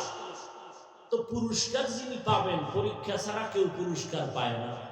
তাহলে আমার নবীরে আল্লাহ পরীক্ষা ছাড়া পুরস্কার দিবেন? বলে না। নবীর পরীক্ষা তো আরো জটিল। কেমন জটিল? বলে রহমতের নবী জমিনে আসিয়া কোনদিন আব্বা চেহারা দেখেন নাই, বাবা বলে ডাকতে পারেন নাই। 6 বছরে মা হারাইলেন, নবীর এক কঠিন পরীক্ষা। 8 বছরে দাদা আব্দুল মুত্তালিব হারায় গেল, কঠিন পরীক্ষা। চতুর্দিকে নবীর দুশমন। জমিনে নবীর জন্য দুইটা ছায়া ছিল দারুল আসবাব হিসাবে, এক ছায়া চাচা আবু তালেব, আর একটা ছায়া আম্মা জান খাদিজা রাদিয়াল্লাহু আনহা। রহমতের নবীর উপরে আরো পরীক্ষা, চাচা আবু তালিব চলে গেছেন, একই বছরে খাদিজা রাদিয়াল্লাহু আনহাও চলে গেলেন। জমিন থেকে দুজন চলে গেলেন, নবীর পরীক্ষা। নবীকে একদিন আর 2 দিন না, যেই নবীর শরীর মোবারকে মশা পড়ে না হারাম, মাছি পড়ে না হারাম, সেই রহমতের নবীকে মক্কার বেঈমানেরা শিয়াবে আবু তালিবের মধ্যে 3 বছর এমন ভাবে গৃহবন্দী করে রাখলো, চতুর্দিকে পাহাড়, মাঝখানে রহমতের নবী। খানা দেয় না, পানি দেয় না। নবীর 4 কন্যা নবীর সাথে আছেন, কষ্ট করে নবী গাছের পাতা ছিঁড়ে চাবাইয়া চাবাইয়া খায় আর পেটের ক্ষুধা নিবারণ করেন। কেমন পরীক্ষা! একদিন নি, টানা 3 বছর রহমতের নবীর পরীক্ষা। এত কষ্ট আম্মা জান আয়েশা রাদিয়াল্লাহু আনহা বলেন, রহমতের নবী জীবনে অনেক কষ্ট করেছে, তবে কোন কষ্টটা আপনাকে বেশি দাগ কাটছে অন্তরের ভেতরে? রহমতের নবী বলেন, আয়েশা, সব থেকে বেশি আমাকে ভাবায় তায়েফের ময়দানের কষ্ট। আমি যখন তায়েফের ময়দানে হেঁটে হেঁটে দাওয়াতের জন্য যাই, দেখছেননি মক্কা থেকে তায়েফে যখন যাই, এখন তো গভর্নমেন্ট বাঁকা বাঁকা রাস্তা করে দিয়েছে, কেবল সিস্টেম উঠা যায়। ওখানের আবহাওয়া পুরাটা ঠান্ডা, মক্কায় আগুন, ওখানে ঠান্ডা। রহমতের নবী হেঁটে হেঁটে চলে গেছেন। নবী বলেন, আয়েশা, আমি যখন গেলাম দাওয়াতের জন্য, ওই তায়েফের কাফেরেরা ওদের বাচ্চাদের আমার পেছনে লেলিয়ে দিল পাথর মারার জন্য। তায়েফের ছোট ছোট বাচ্চারা বৃষ্টির মতো আমাকে পাথর মারল। পাথরের আঘাতে আঘাতে আমার শরীর রক্তে রঞ্জিত, জুতা পর্যন্ত আটকায় গেছে রক্ত পড়ে। শুধু কি পাথর মানে এতটুকু, আর এক দল আমার পেছনে লাফায় আর আমারে গালি দেওয়া শুরু করেছে, আর বলে, মক্কার পাগল আছে তারা দাও। আর এক দলে আমারে হাসে ঠাট্টা করে, আমি চোখের পানি ধরে রাখতে পারি না। আমার আল্লাহ পর্যন্ত রাগ হয়ে গেলেন, ও জিবরাইল যাও, রহমতের নবীর কান্না সহ্য করা যায় না, তাড়াতাড়ি তায়েফের জমিন উল্টায় সব মেরে ফেলো। ও আয়েশা, জিবরাইল আসছে, আমাকে বলে তায়েফের জমিন উল্টায় দিবে। আমি কান্না করে বলছি, না, ওদের মারবা না, ওরা আমাকে চিনে না। ওরা যদি জানতো আমি মক্কার ইয়তীম, জীবনে আমি বাবাকে বাবা বলে ডাকতে পারি না, জীবনে আমি মায়ের আদর পাই নাই। আল্লাহ আমাকে এভাবে পরীক্ষা করেছে, আমার শরীরে একটা মশা পড়ে না, মাছিও পড়ে না। যদি ওরা ভালো করে জানতো আমার শরীরের মধ্যে একটা আঘাত ওরা করতো। ও আয়েশা, জানো না আল্লাহ আমাকে এত সম্মান দান করেছে, আমি রাস্তা দিয়ে যখন চলি দুপাশের গাছ নত হয়ে আমারে সালাম দেয়, জঙ্গলের প্রাণী আমারে সালাম দেয়। আয়েশা বলেন, আমি নবীর ঘাম বোতলে ভরে রাখতাম আর আতর হিসেবে ব্যবহার করতাম। নবী বলেন, আমি যেখানে কদম ফালাই ওখান থেকেই দীর্ঘ বছর শুধু মেশকের ঘেরান আসে। ওই তায়েফের বেঈমানেরা বুঝে না, এই পরিমাণ পাথর মেরে আমার রক্ত ঝরাইছে, আমি তায়েফের ওই কষ্টের কথা ভুলতে পারি না। ও আয়েশা, একটা মানুষও কালেমার পতাকার মধ্যে পড়তে চাইল না। আমার এই কষ্ট আল্লাহ তাআলা এবার সান্ত্বনা দেওয়ার জন্য বলে, নবী আসেন আমার বাড়ি, আমি আপনাকে এবার পুরস্কার দিব। আল্লাহ আমার নবীরে পুরস্কার দেওয়ার জন্য বলেন, চলে ও জিবরাইল যাও, জান্নাত থেকে একটা বোরাক সাজাইয়া মক্কায় নিয়ে যাও।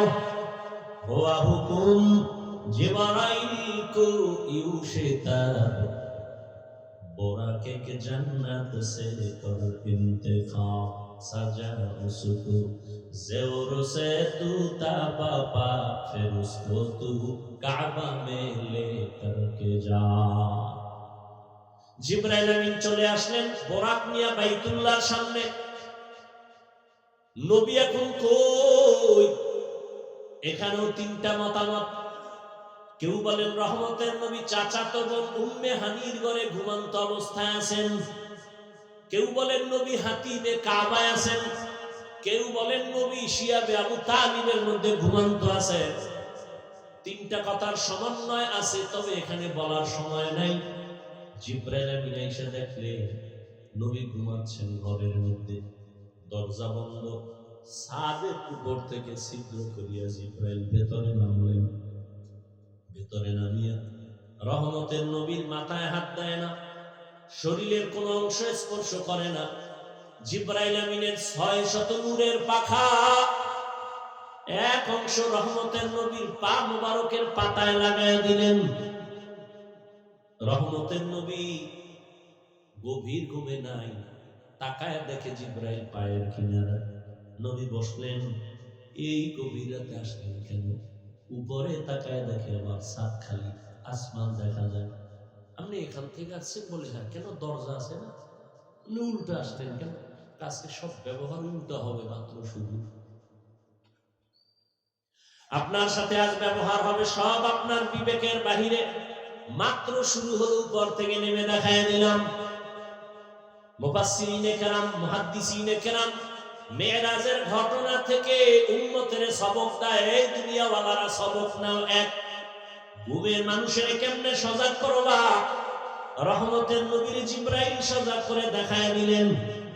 দামি কোন মানুষ যদি ঘুমায়, তাকে যদি তুমি সজাগ করতে চাও, মাথায় হাত দিবা না, শরীরের অন্য কোন জায়গায় তুমি স্পর্শ করবা না, পা ধরে হালকা ভাবে চিপ দাও, সজাগ হয়ে তাকায় তোমাকে দেখবে, কোনো ভয় লাগবে না। তুমি যদি পিছন দিয়ে মাথার উপরে আঘাত করো, তো বেউস হয়ে জায়গায় মিলে যাবে, তোমার তো দেখবেই না। মেরাজ থেকে সবক নাও, ঘুমের মানুষ কেমনে সজাগ করবা। জিবরাইল আমিন নবী বলেন, আমাকে উঠাইলেন, হাতিমে কাবায় নিয়ে গেলেন। ওখান থেকে জমজমের কূপের কিনারায় নিয়ে আমাকে চিৎভাবে শোয়াইলেন। আমাকে শোয়াইয়া আমার বুক চিরলেন, ভেতর থেকে কলব বের করলেন, স্বর্ণের পেয়ালায় রাখলেন, জমজমের পানি দিয়া ধুইয়া আবার ভেতরে ঢুকাইলেন, হালকা করে চাপ দিলেন, আগের মতো সুন্দর হয়ে গেল। আমি সব দেখতেছি কিন্তু বলতে পারতেছি না। আমার সামনে জিবরাইল মিকাইল, ডান পাশে 70,000 ফেরেশতা, বাম পাশে 70,000 ফেরেশতা, সামনে 70,000 ফেরেশতা, পেছনে 70,000 ফেরেশতার কাফেলা। আমারে এভাবে করলেন, রক্ত গেল না, সেলাই লাগলো না, আমি ব্যথা অনুভব করলাম না। এটাকে আমরা বর্তমানে বলি ওপেন হার্ট সার্জারি। কি সার্জারি? আল্লাহ দেখায় দিলেন, এই দুনিয়ার ডাক্তারেরা ওপেন হার্ট সার্জারি কইরা মাস্তানি করিস না। আমি আমার নবীরে 4 বার ওপেন হার্ট সার্জারি আগেই করেছি। কয়বার? কুদরতের অপারেশন। একজনে কয়, ঘুমের মধ্যে শুনতেছি, স্বপ্নেই দেখলাম কিনা জানি না। একজনে বলতেছে, নবীর কলবের মধ্যে কি কোনো ময়লা ছিল? যদি নাই থাকে তাহলে বের কইরা জমজম দিয়া ধুইলেন কেন? কই না? কেমনে বুঝাবো জানি না। এরে আল্লাহর বান্দা, রহমতের নবীর শরীর থেকে ঘাম, ঘাম থেকে মিশকের ঘেরান আসে, এই কথা কি আপনারা শুনছেন? কথা বলেন না কেন? নবীজির মিশকের মধ্যে, এই ঘামের মধ্যে কি বলেন? নবী যেখানে কদম দেয় সেখানেও কি ঘেরান? নবীজির থুথু মোবারকেও ঘেরান। সেই নবী গোসল করতেন না? বলেন, অজু করতেন না? কেন? নবী নাপাক? তো অজু করতেন কেন? নবী নাপাক, তো গোসল করতেন কেন? এই প্রশ্নের যেই জবাব, নবীজির কলবে কি ময়লা? জমজম দিয়ে ধুইলেন কেন? ওই প্রশ্নের এই জবাব। খোদায় যদি বুঝ না দেয় তো কচু গাছ ছাড়ার উপায় কি? এই যত ঝামেলা, বুঝ বুঝ বুঝ বুঝ, সমস্যা, সব সমস্যা বুঝ। আমার বুঝ একরকম, আপনার বুঝ একরকম, ডিভাইডেড হয়ে গেল। আপনার বুঝ কি? টুপি না দিলেই মাথা ঠান্ডা, দিলেই গরম। আমার বুঝ কি? টুপি দিলেই আমার সম্মান। আপনার বুঝ নামাজ পড়লেই স্বাধীনতা নষ্ট। আমার বুঝ নামাজ পড়লেই শান্তি। সব বুঝের অভাব। যখনই বুঝটা লাইনে আইসা যায়, গাঞ্জাখোর সব ফালাইয়া তসবিহ। এই বুঝ ঠিক করার জন্যই নবীর মেহনত, আলেমগো মেহনত, তাবলিগের মেহনত, পীর সাহেবদের মেহনত, বক্তাদের মেহনত, মসজিদের ইমাম খতিবের মেহনত। কি মেহনত? বুঝ ঠিক করো, বুঝ বুঝ বুঝ। না হয় আপনিও মুসলমান, আমিও মুসলমান, আপনার আল্লাহ আমার আল্লাহ এক না দুই, বুঝেন, কিন্তু তাল মিলেন না।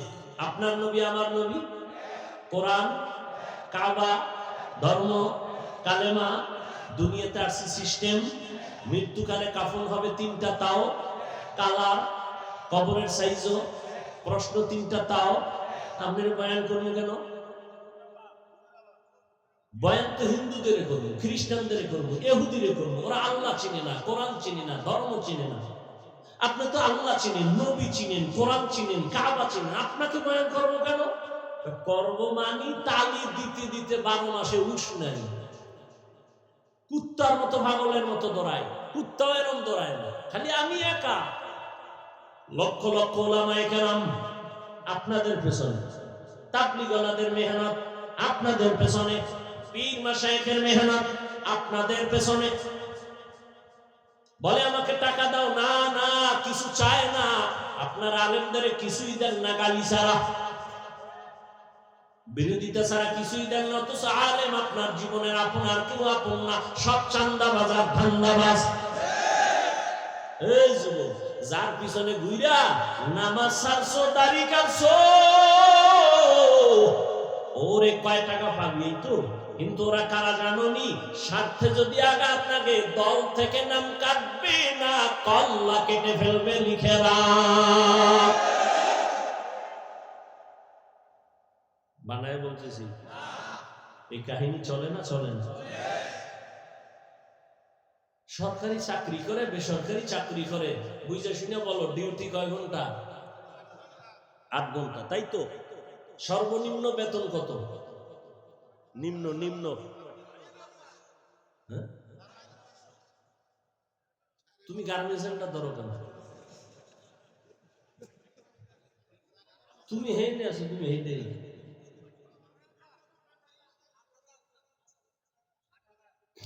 সরকারি বেসরকারি কোম্পানিতে চাকরি করে, 8 ঘন্টা ডিউটি করে, সরকার তাকে বেতন দেয় 20,000, 16,000, 15,000 উপরে। আর টেবিলের তলে তোর আব্বাজান কত মুক্তা রাইখা দিছে, ওটি নিয়ে নিবে। সত্য কথা কোনোদিন অস্বীকার করবা না। মসজিদের ইমামের ডিউটি কয় ঘন্টা? কয় ঘন্টা? বেতন কত? এর থেকে আর জালেম আছেই দুনিয়া? এই পরিমাণ জুলুম।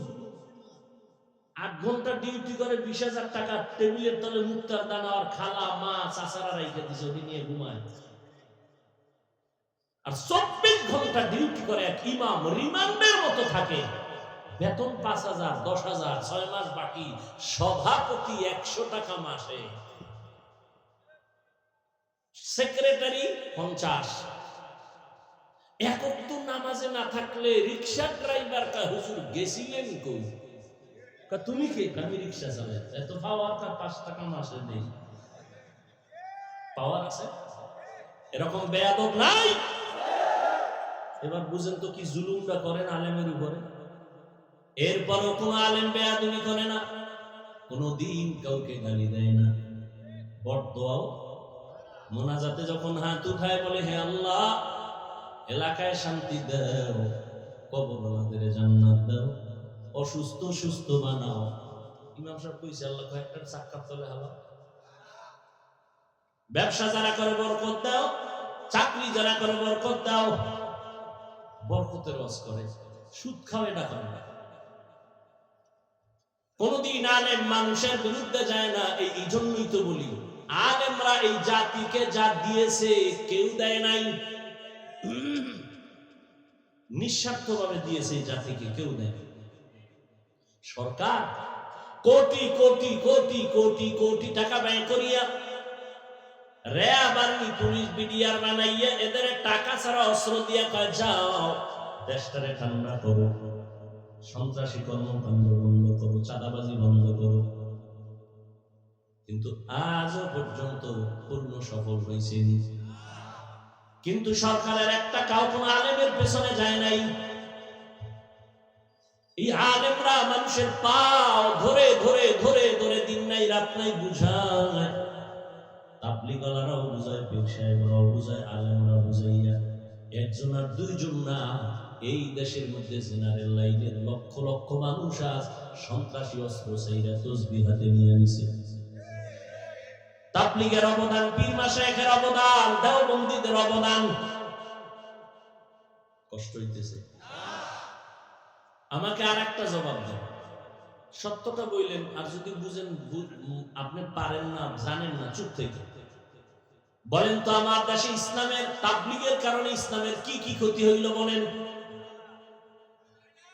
হইছে না? হইলে দাঁড়ায় বলে যে হ্যাঁ তাবলীগের কারণে এতদিন এক বেটা তাবলীগে ছিল না, ভালো ছিল, এখন তাবলীগে যাওয়ার পরে গাঁজা খায়। হইছে ক্ষতি?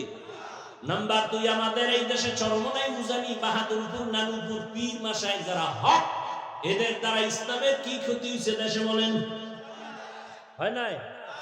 নাম্বার 3, দেওবন্দীদের দ্বারা কিছু ক্ষতি হয়েছে। বুঝা শুনে বললেন, কওমি দেওবন্দীর দ্বারা কোনো ক্ষতি হয় নাই।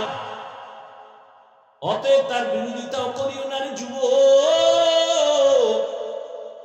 যদি বলো হয় নাই, এরপরও যদি তুমি বিরোধিতা করো, তাহলে আমরা বললে দিলাম তোমার অন্তর খারাপ, তোমার কপাল খারাপ। এই শীতের মধ্যে গরুর খিচুড়ি কি মজা! সকালের সময় কুয়াশার ভিতরে যদি কেউ গরুর খিচুড়ি নিয়ে রাস্তায় বয়ে কয় ফিরি ফিরি, কেন 100 টাকা দিব, সব আমারে দে। একজনে দেখতে না দেখতে সাইড প্লেট নাই, আর একজনে চিপায় বয়ে কয় দোয়ায় নুস পড়তেছি, পারলে 10 গ্রাম বিষ দে, তারপরে গরুর খিচুড়ি দিস না। কেন? বলে গরুর মধ্যে বিষ। কয় না, তোর পেটে বিষ। গরুর খিচুড়ি মজা, তুমি খাও না কেন? তোমার পেটে সমস্যা, চিকিৎসা করো। তাবলীগ ভালো, পীর মুরিদি ভালো, আল্লাহওয়ালা ভালো, দেওবন্দি ভালো, কওমি ভালো, আলেম ভালো, জিকির ভালো, পাগড়ি ভালো, বয়ান ভালো, তুমি কেন পছন্দ করো না? আলেম ওলামাদের দোষ না, তোর অন্তর বড় খারাপ। চোখে চশমা লাগাইছে, আয়না লাগাইছে কালো, ময়দানে ঢুকে কয় ভাই কি কিয়ামত আইব নি? কেন? বাতি কালো কেন? বাতি কালো না, তোর চোখে গজব লাগছে, চিকিৎসা কর। জিন্দেগি মে বন্দেগি তু করনা হে, জিন্দেগি মে বন্দেগি শর্মিন্দা হে, জিন্দেগি মে বন্দেগি শর্মিন্দা হে। খারাপ লাগতেছে? যুবকরা তোরা তো এখন বাংলা হুনো না, হিন্দি হুনো, একতারা হইলে একটু মজা হতি না? ইহা হাম সব মুসাফির দিল না লাগা, আহলে দিল কি নজর সে রূহ করতা যা,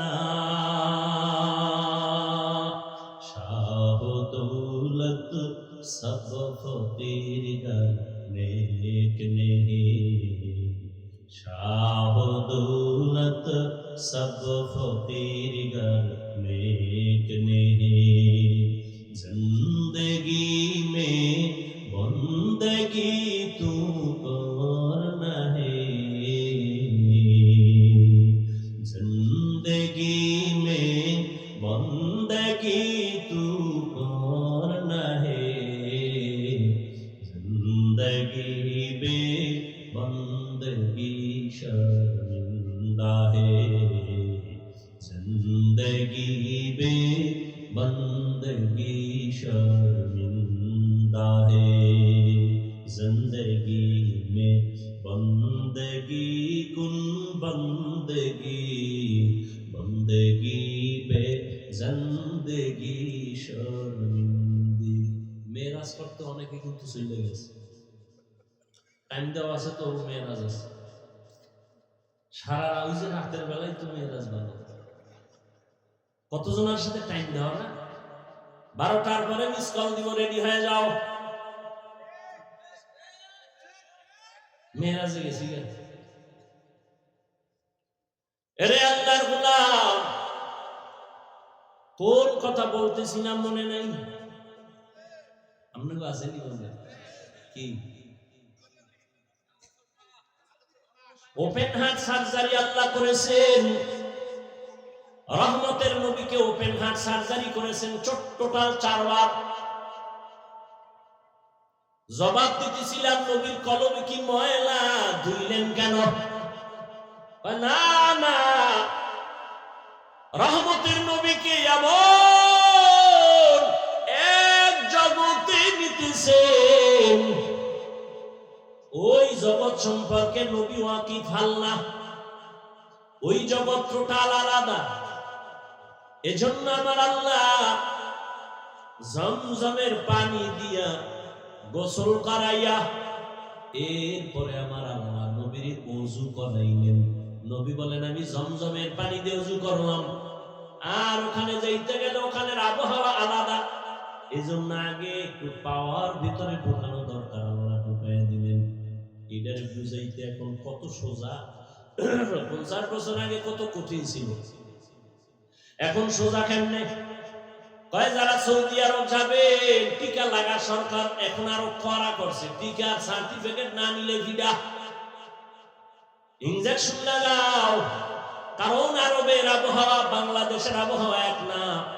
এজন্য তুমি ইনজেকশন নাও তুমি টিকা লাগাইয়া ওখানের আবহাওয়া যেন তোমার শরীরের সাথে অ্যাডজাস্ট হয়ে যায় আমার আল্লাহ নবীর কলবের মধ্যে আলাদা পাওয়ার দিয়েছেন আবহাওয়ার সাথে যেন অ্যাডজাস্ট হয়ে যায় কষ্ট না হয়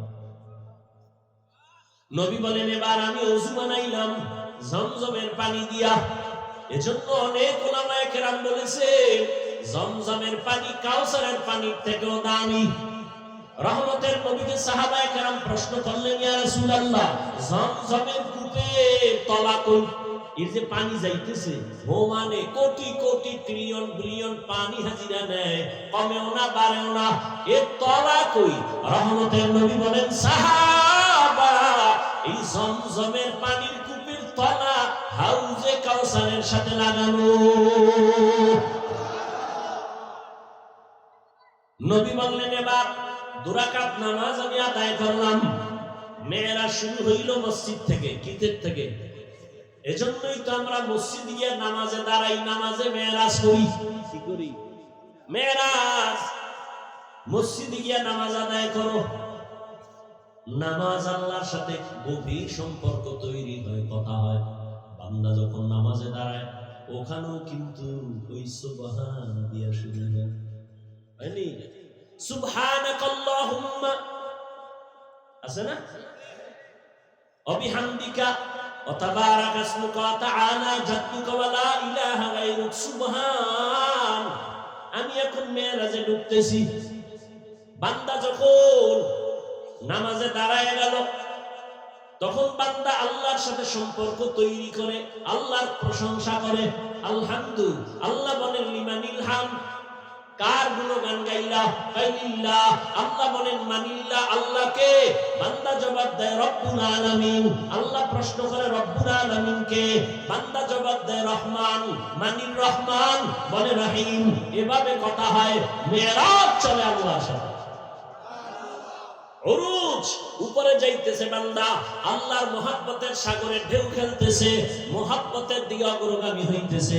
এই জন্যই দেখছেন নামাজ একটা ইবাদত, ঠিক এমনই তো একটা ইবাদত হজ করা, এমনই ইবাদত যাকাত দেওয়া, এমনই ইবাদতের অংশ বাইতুল্লাহ তাওয়াফ করা। কিন্তু ব্যবধানটা কি? বান্দা যখন যাকাত দেয় তখন যদি খানা দেয় খাওয়া যাবে, সালাম দিলেও জবাব দেওয়া যাবে। হজে গিয়ে বান্দা তাওয়াফ করে বাইতুল্লাহ, লাব্বাইক আল্লাহুম্মা লাব্বাইক, ওই সময় যদি কেউ সালাম দেয় নেওয়া যাবে, খানা দিলেও খাওয়া যাবে। নামাজে চলবে নি? বলবে ভাই নামাজ একটু পরে ফাঁকি দিয়ে একটু খাইলো, চলবে? সালাম দিছে জবাব, নামাজে আপনি আছেন, সালাম দিলে জবাব দেওয়া যাবে? সৌদি আরবে গেছি অনেক আগে, এই সময় কত কোয়ালিটি, দুনিয়ার সব কোয়ালিটির মানুষ এনে একটা কেবলার দিকে পাওয়া এরকম দিয়া সমানে নাক টেনে ঘুমিয়েছি। আমি পাশে বয়ে তেলাওয়াত করতেছি, একামত হয়ে গেছে, দাঁড়ায় গেছে, দাঁড়ায় আপনি দেখারাই গেছে। এর মধ্যে মোবাইল, ও বাইর করে বলতেছে সলা সলা, নামাজের ভিতরে আছে, আবার পকেটে হান দিয়ে খারাই গেছে। আর একটা দেখলাম সেজদায় যাওয়ার আগে পকেট থেকে একটা কাঠের টুকরা বাইর করে কপালের তলে দিছে। কি ও কয় যে ইবলিস সেজদা দিয়ে জমিন নাপাক করছে, তো এই জন্য আমরা কাঠের উপরে দিই।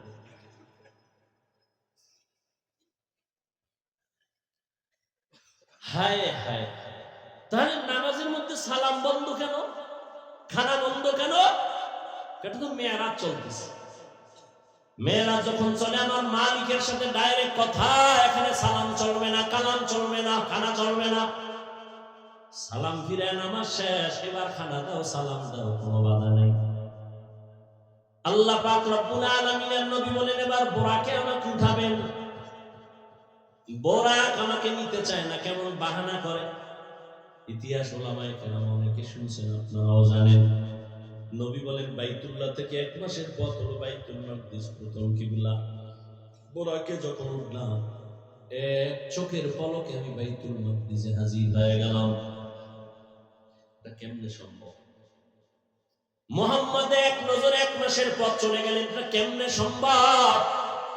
এর জবাব হলো নবী যায় নাই, নবী আয় নাই, আল্লাহ নিয়েছেন। আল্লাহ নিলে কি পারে না? যেই আল্লাহ আদম নবীরে জান্নাত থেকে ভারতের চরণ দ্বীপে পালায় দিলেন, যেই আল্লাহ মা হাওয়াকে আরবের জেদ্দায় পাঠায় দিলেন জান্নাত থেকে, ওই আল্লাহ আমার নবীরে পারে না আসিতে? যেই আল্লাহ ইউনূস নবীরে মাছের পেটে ঢুকাইয়া আবার বের করে দিলেন, যেই আমার আল্লাহ ঈসা নবীকে দ্বিতীয় আসমানে নিয়ে গেলেন, ওই আল্লাহ আমার আল্লাহর নবীকে কেন আরশে আজিমে নিতে পারেন না? আমার আল্লাহ কেমন কুদরতের মালিক! উযাইর আলাইহিস সালামকে জমিনের মধ্যে 100 বছর ফেলে রাখলেন মরা, এরপরে আবার আল্লাহ জিন্দা বানায় দিলেন। ওই আল্লাহ আমার রহমতের নবীকে কুদরতের দ্বারা আরশে আজিমে নিতে পারেন কিনা? আল্লাহ নিছেন, নবী যান নাই, নবী আসেন নাই, আল্লাহ নিয়েছেন, আল্লাহ পাঠায় দিয়েছেন। কুদরত কার? আমার আল্লাহর। নবী বলেন এক পলকে চলে গেলাম, কিন্তু এর মধ্যে বহু কাহিনী হয়ে গেল। মদিনার সফর হয়ে গেল, নামলাম, নামাজ পড়লাম, আবার সামনে যাইয়া দূর পাহাড়ের উপর দিয়া যাই, এক জায়গায় মুসা নবীর কবর দেখলাম। এই মেরাজের ভিতরে যাইতে গিয়ে দেখি মুসা নবী কবরে নামাজ পড়তেছে। নবী মুসা কবরে নামাজ পড়েন, এটা আবার কেমন কথা?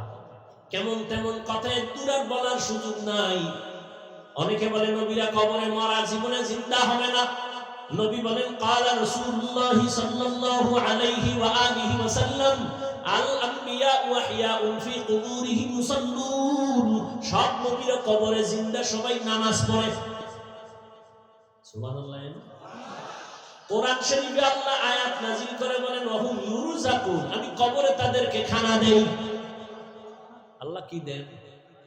খানা কবরেই বুঝাগা, এখানে আবার আল্লাহ খানা দিলে কেমনে খায়? প্রশ্ন করে তারা যারা নবীদেরকে জিন্দা মানে না। তারা বলে কবরে জিন্দা হইলে আল্লাহ খায় রিজিক দেয়, কি খায়? রুটি না ভাত? খাইলে প্লেট পায় কই, গ্লাস পায় কই, বাথরুম কই? এই বিষয়ে আমি বিস্তারিত আলোচনা অনেক জায়গায় করেছি, আজ করবো না। আমাদের আকীদা, সমস্ত নবীরা কবরে জিন্দা, কিয়ামত পর্যন্ত নামাজরত অবস্থায় থাকবেন। নবী বলেন ওখান থেকে বাইতুল মাকদিসে যাইয়া বোরাকটারে বাঁধলেন। জিব্রাইল বাইতে, জিব্রাইল নিজে আজান দেওয়া শুরু করলেন। বোরাকের বাঁধলেন কেন? পালায় যাবে? কয় না, এখান থেকে আর এক সবক নেও, নিজের মাল নিজে হেফাজত করো, অন্যের উপরে ন্যস্ত করিও না। নিজের দোকান নিজে হেফাজত করে বলো তাওয়াক্কালতু আলাল্লাহ। নিজের সন্তান নিজে হেফাজত করো, আরেকজনের উপরে ন্যস্ত করো না। জিব্রাইল আজান দিয়ে দিলেন। আজান নবী দিলে তো আর মজা হইতো, সেখানে সব নবী রাসূল হাজির। জিব্রাইল আজান দিছে, আমার নবী আজান দিলে ঝামেলা, কারণ আমার নবী যদি বলেই ফেলেন হাইয়া আলাস সালাহ, নামাজের দিকে আসো, এটা বাই ফোর্স অর্ডার। আর নবী যদি অর্ডার দিয়েই দেন, যদি না মানো কাফের হয়ে যাবে। এজন্য আল্লাহ উম্মতের কাফের থেকে বাঁচাইছে। জিব্রাইল আজান দিছে হাইয়া আলাস সালাহ, উম্মত যদি না যাও কাফের হবে না, হয়তো ফাসিক হয়ে যাবে। আর নবী যদি কয় হাইয়া আলাস সালাহ, তুমি যদি ডিনাই করো, তুমি কাফের হয়ে যাবে। নবীর অর্ডার বাই ফোর্স অর্ডার। নবীজি এবার সব নবী রাসূলদের সামনে দুরাকাত নামাজের ইমামতি করলেন। নবীর যেহেতু পুরস্কার দিবেন, পুরস্কার দেওয়ার জন্য সবাইকে আল্লাহ হাজির করলেন। নবীকে পুরস্কার দেয়া হবে। ওখান থেকে আমার আল্লাহ বোরাকে নিয়ে গেলেন। জিব্রাইল সফর সঙ্গী উপরে আসমান। নবীজি বলেন একটানে আসমানে গিয়ে দেখি আসমানের মধ্যে দুইটা দরওয়াজা, তালা লাগানো। দরওয়াজাগুলো জমরাত ইয়াকুত পাথর দ্বারা বানানো, তালা হলো নূরের তৈরি তালা। জিব্রাইল কয় ভিতরের দারওয়ান দরজা খোল। দারওয়ান কয় মান আনতা, কে তুমি? বলে আনা জিব্রাইল। ওয়া মান মা'আক, তোমার সাথে কে? বলে হুয়া মুহাম্মদ সাল্লাল্লাহু। জিব্রাইল দারওয়ান কয় অনুমতি আইসুনি, আনসুনি, কাহানসি। খুলো, চাবি দে। আমি ভিতরে, তালা বাইরে। চাবি কই? বলে ইসমে আজম, বিসমিল্লাহ হলো তালার চাবি। নবী বলেন আমি বিসমিল্লাহ বলে তালায় হাত দিলাম, দোনো দরজার তালা খুলে গেল। আমি ভেতরে ঢুকলাম। এইভাবে প্রথম আসমান পুরাটাই দেখলাম। দেখা দেখা দ্বিতীয় আসমানে গেলাম, তৃতীয়, চতুর্থ, পঞ্চম, ষষ্ঠ, সপ্তম। এবার যাইতে যাইতে সাত আসমানের উপরে গিয়ে দেখি একটা নূরের কাবা, বাইতুল মামুর। ৭০,০০০ ফেরেশতারা কাফেলা বানায় তওয়াফ করে। একবার যারা করবে কিয়ামতের আগে এদের সিরিয়াল আর আসবে না, এত বেশি ফেরেশতা। নবী বলেন ওখান থেকে উপরে গেলাম সিদরাতুল মুনতাহা, বিশাল এক বড়ই গাছ। বড়ইগুলো তেলের ড্রামের মতো বড় বড় বড়ই। পাতাগুলো হলো গাছের পাতা, হাতির কানের মতো বড়। রহমতের নবী বললেন ওখান থেকে আল্লাহ আমাকে আর উপরে নিয়ে গেলেন ভিন্ন বাহনে। যাইতে যাইতে যাইতে যাইতে যাইতে অনেক অনেক অনেক অনেক উপরে এক পর্যায়ে দেখি অন্ধকার, কিছুই দেখা যায় না। আমার বাহন চলতেছে। আর জায়গায় দিয়ে দেখি আগুনের মাঝখান দিয়ে আমার সফর চলতেছে। যাইতে যাইতে হঠাৎ অনেক উপরে গিয়ে দেখলাম আল্লাহ তাআলার নূরে তৈরি আরশে আজিম। ৮ জন ফেরেশতা কাঁধে নিয়ে দাঁড়ানো, এদের পা ৭ জমিনের নিচে। ফেরেশতারা জানে না ওদের কাঁধের উপরে কি আছে। আমি জুতা সহ গেছি তো, জুতাটা খুলতেছিলাম, আওয়াজ আসতেছে নবী জুতা খুলবেন না, আরশে আজিম আপনার জুতা ধরে নেওয়ার জন্য পাগল হয়ে আছে। কারণ আপনার নবুয়তের সীমানা, মুসা নবীর নবুয়তের সীমানা যেই পর্যন্ত, তার মেরাজের সীমানা ওই পর্যন্ত। আর আপনার নবুয়তের সীমানা শুধু জমিনে না, আরশে আজিম লৌহ কলমের জন্য আপনার মেরাজও চলতেছে ওই পর্যন্ত। নবী বলেন আমি গেলাম, এর উপরে উঠলাম, আর সে আজিমের উপরে আবার আল্লাহর অনেক উপরে হলো কুরসি, চেয়ার। চেয়ারের চতুর্পাশে 70,000 পর্দা লাগানো নূরের। ওয়াসিআ কুরসিয়ুহুস সামাওয়াতি ওয়াল আরদ। আল্লাহ তাআলা একটা একটা পর্দা আলাদা করে করে আল্লাহ আমাকে কাছে নিয়ে নিলেন। আল্লাহ তাআলা বলেন, আমি আমার বান্দাকে ভ্রমণ করাইলাম। সুবহানাল্লাযী আসরা বিআবদিহি লাইলাম মিনাল মাসজিদিল হারাম ইলাল মাসজিদিল আকসা। এখানে আরেকটা পয়েন্ট বললে আমি শেষের দিকে যাচ্ছি। কোরআন শরীফ এমন দামি একটা কিতাব, যে কিতাব ধরলে সওয়াব, পড়লে সওয়াব, দেখলে সওয়াব। যাই না পড়েন সওয়াব, না জেনে কোরআন তেলাওয়াত করেন সওয়াব। সেই কোরআনে আমার আল্লাহ নবীদের নাম নিয়ে ডাকছেন, ইয়া নূহ, ইয়া মূসা, ইয়া ঈসা ইবনে মারইয়াম, ওয়া নাদাইনাহু ইয়া ইব্রাহিম। সুলাইমানের নাম ডাকলেন, দাউদের নাম ডাকলেন, কিন্তু আমার নবীজির নাম আল্লাহ কোরআন শরীফে কোথাও ডাকেন নাই, ধরেন নাই। কেন? একটু আগেই বলেছিলাম, আমার আল্লাহ মুহাম্মদের আসে, নবীজির নাম ধরে কোরআনে ডাকেন নাই। তবে এমন এমন শব্দ দিয়ে ডাকছেন যে শব্দগুলো ব্যাখ্যা না করলে বুঝে আসে না, এত অলংকার ওয়ালা শব্দ। ইয়া আইয়ুহাল মুযাম্মিল কুমিল লাইলা ইল্লা কালিলা, ইয়া আইয়ুহাল মুদ্দাসসির কুম ফাআনজির ওয়া রাব্বাকা ফাকাব্বির ওয়া সিয়াবাকা ফাতাহহির। ইয়াসিন, তাহা, হামিম। রহমতের নবীর দামি দামি শব্দ দিয়ে, উপাধি দিয়ে ডাকলেন, মজার শব্দ, মায়ার শব্দ। নবীর উপাধি দিলেন রাহমাতুল লিল আলামিন, খাতামুন নবিয়্যিন, সিরাজাম মুনীরা, বাশীরাও ওয়া নাযীরা। নবীকে ডাকলেন কাউসার ওয়ালা। নবীকে রাহমাতুল লিল আলামিনের উপাধি দিলেন, ইমামুল মুরসালিনের উপাধি দিলেন। তাহলে নাম ধরে না ডাকলেও উপাধিগুলো কি নরমাল না অনেক দামি? সীমানাহীন দামি। কিন্তু হাজারো আশ্চর্যের মধ্যে একটা আশ্চর্য হলো, যেই মেরাজের ঘটনাকে এখনো বেঈমান নাস্তিকরা মেনে নিতে পারে না, এত বড় আশ্চর্য ধরনের ঘটনার ক্ষেত্রে আমার আল্লাহ নবীর সম্বোধন করলেন একটা নরমাল শব্দ দিয়ে, বান্দা। আল্লাহ নবীরে বান্দা বলছেন। আমরাও বান্দা, হিন্দুরাও বান্দা, ইহুদিরাও বান্দা, খ্রিস্টানেরাও বান্দা, নবীও বান্দা। এত নরমাল শব্দ দিয়ে আল্লাহ ডাকলেন কেন, ধরলেন কেন? দামি দামি শব্দ দিছে, খাতামুন নবিয়্যিন, সিরাজাম মুনীরা। আর মেরাজের ঘটনায় আল্লাহ কয়, আমি মেরাজ করাইলাম আমার বান্দাকে। নবীজির নরমাল শব্দ বান্দা বললেন কেন? যে আমরাও বান্দা, হিন্দুরাও বান্দা, ইহুদিরাও বান্দা, নবীরাও বান্দা বললেন কেন? এর চারটা জবাবের একটা দিয়েই শেষ করতেছি, ভালো করে খেয়াল করেন। এক নাম্বার, আমার নবী নিজেরে বান্দা বললে বড় খুশি হন, বড় আনন্দিত হন। নবীর পছন্দ, নিজের বান্দা বললে বড় কামিয়াবি মনে করে, সফল মনে করে। এজন্য একদিন আম্মা জান বলেন, নবী আপনি এত কষ্ট করে ইবাদত করেন কেন? নবী জবাব দিলেন, আফালা আকুনা আবদান শাকুরা। আমি কি আল্লাহর কৃতজ্ঞ বান্দা হব না? এই জন্য নবী যখন মেরাজে চলেই গেলেন, আল্লাহ কি নিয়ে এসেছেন?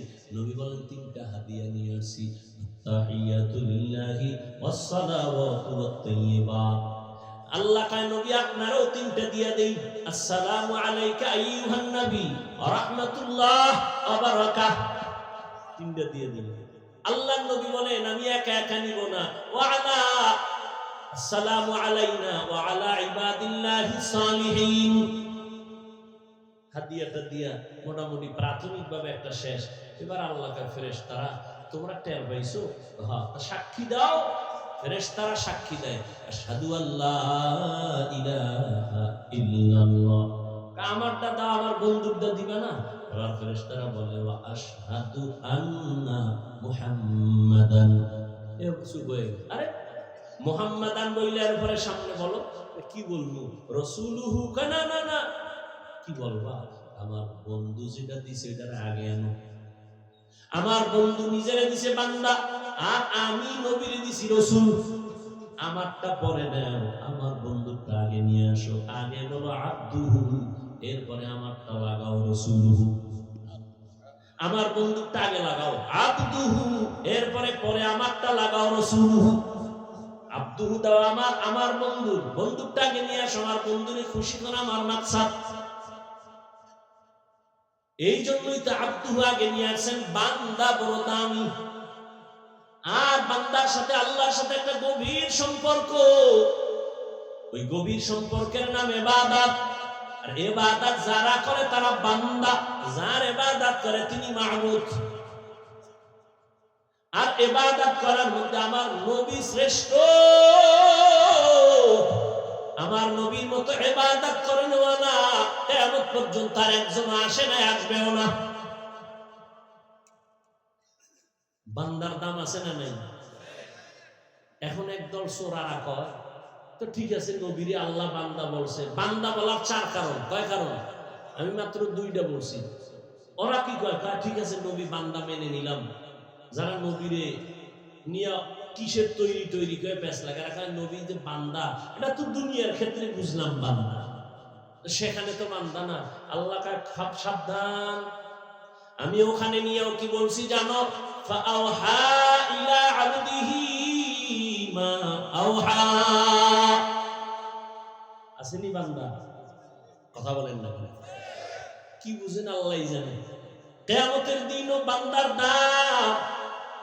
আল্লাহ জান্নাতীরে ডাকবে, এই জান্নাতীরা কই যাও? জান্নাতের দরজায় তালা লাগানো, চাবি মুহাম্মদের কাছে, ওদিকে যাইস না।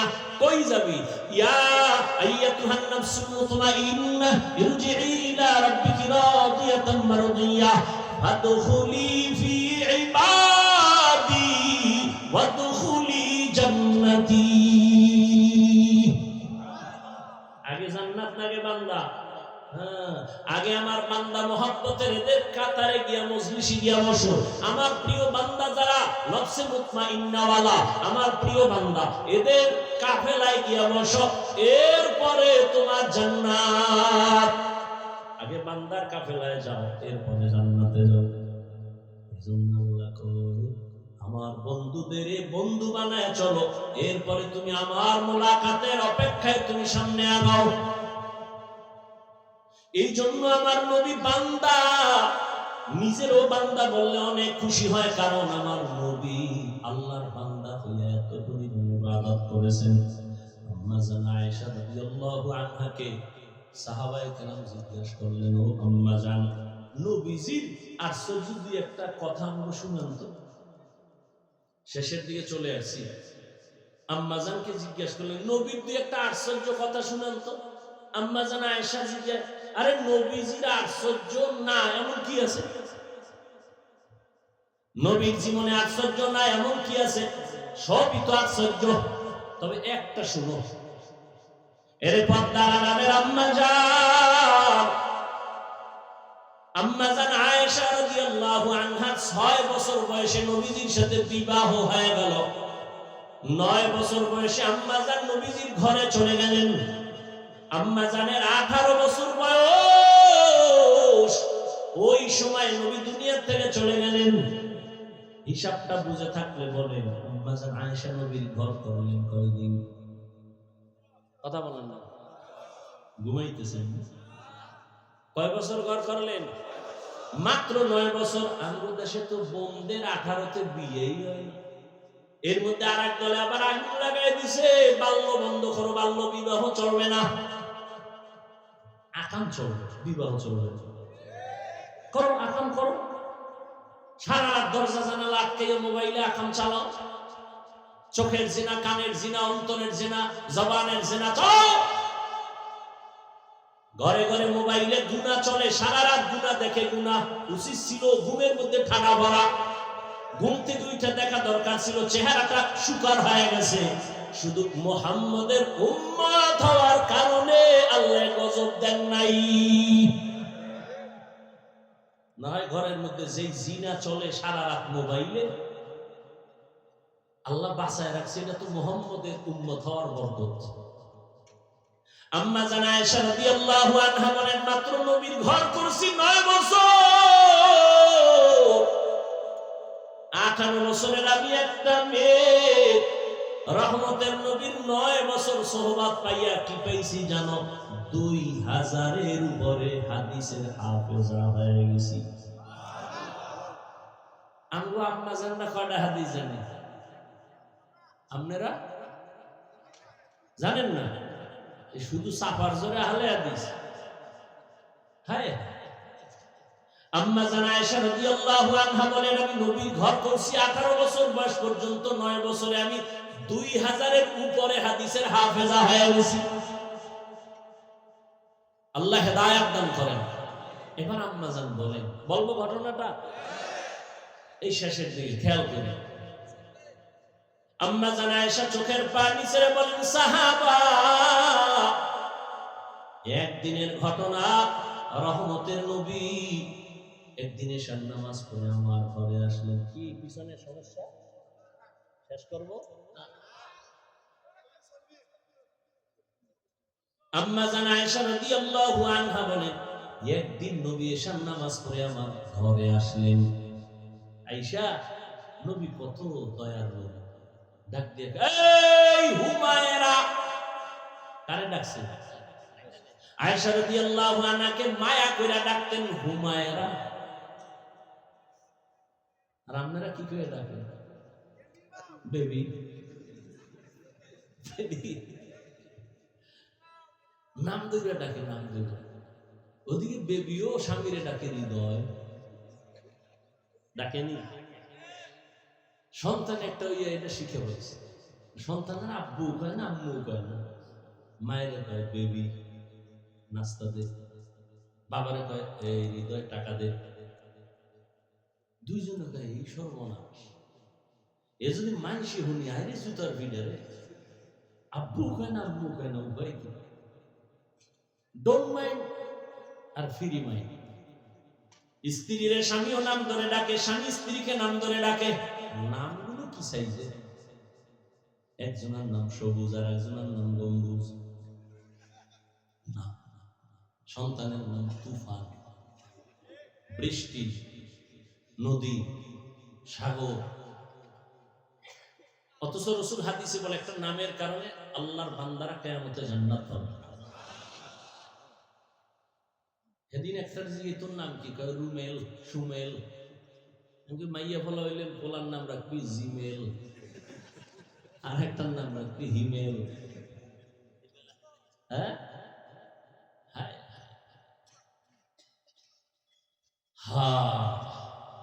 এখন নাম ধরে ডাকে ফ্রি মাইন্ড।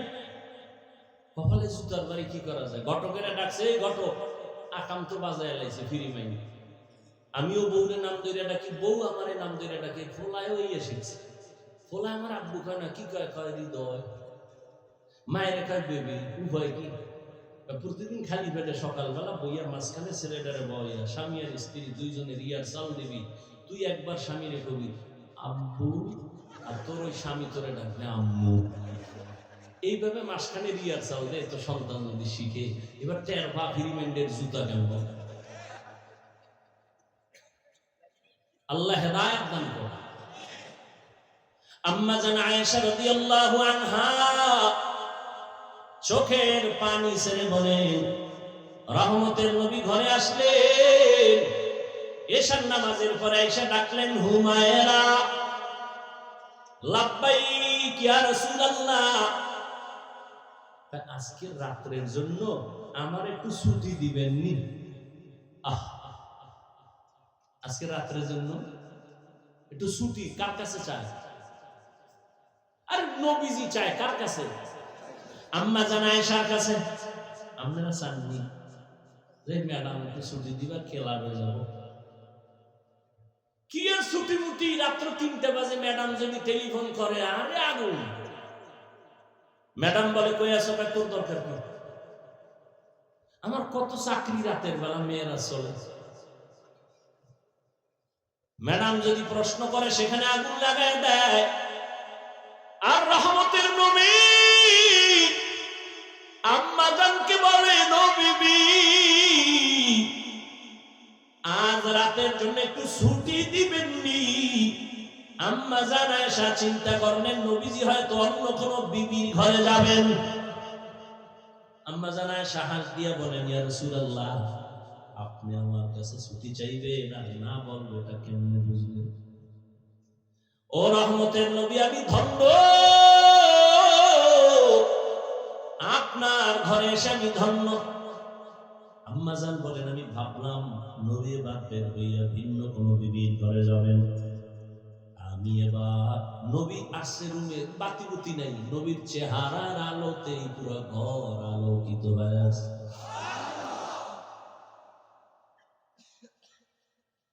আর আমরা তো চেহারার আলো বানানোর জন্য বিউটি পার্লারে যাই, ধানা খাটা ভরি উঠতো।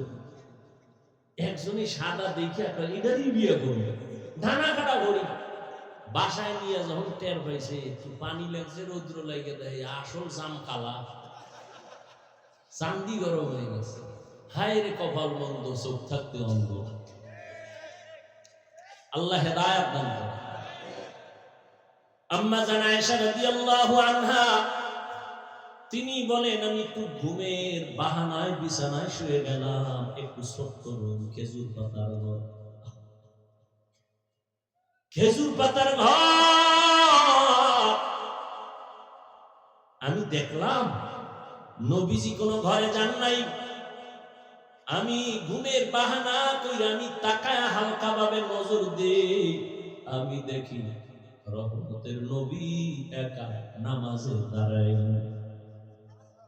আমার হুজুরের এক কর্নারে নবী নামাজে দাঁড়াইয়া হালকা আওয়াজে আলহামদু সূরা তেলাওয়াত শুরু করলেন, আর চোখ থেকে পানি পড়া শুরু হয়ে গেল ঝর্ণার মতো।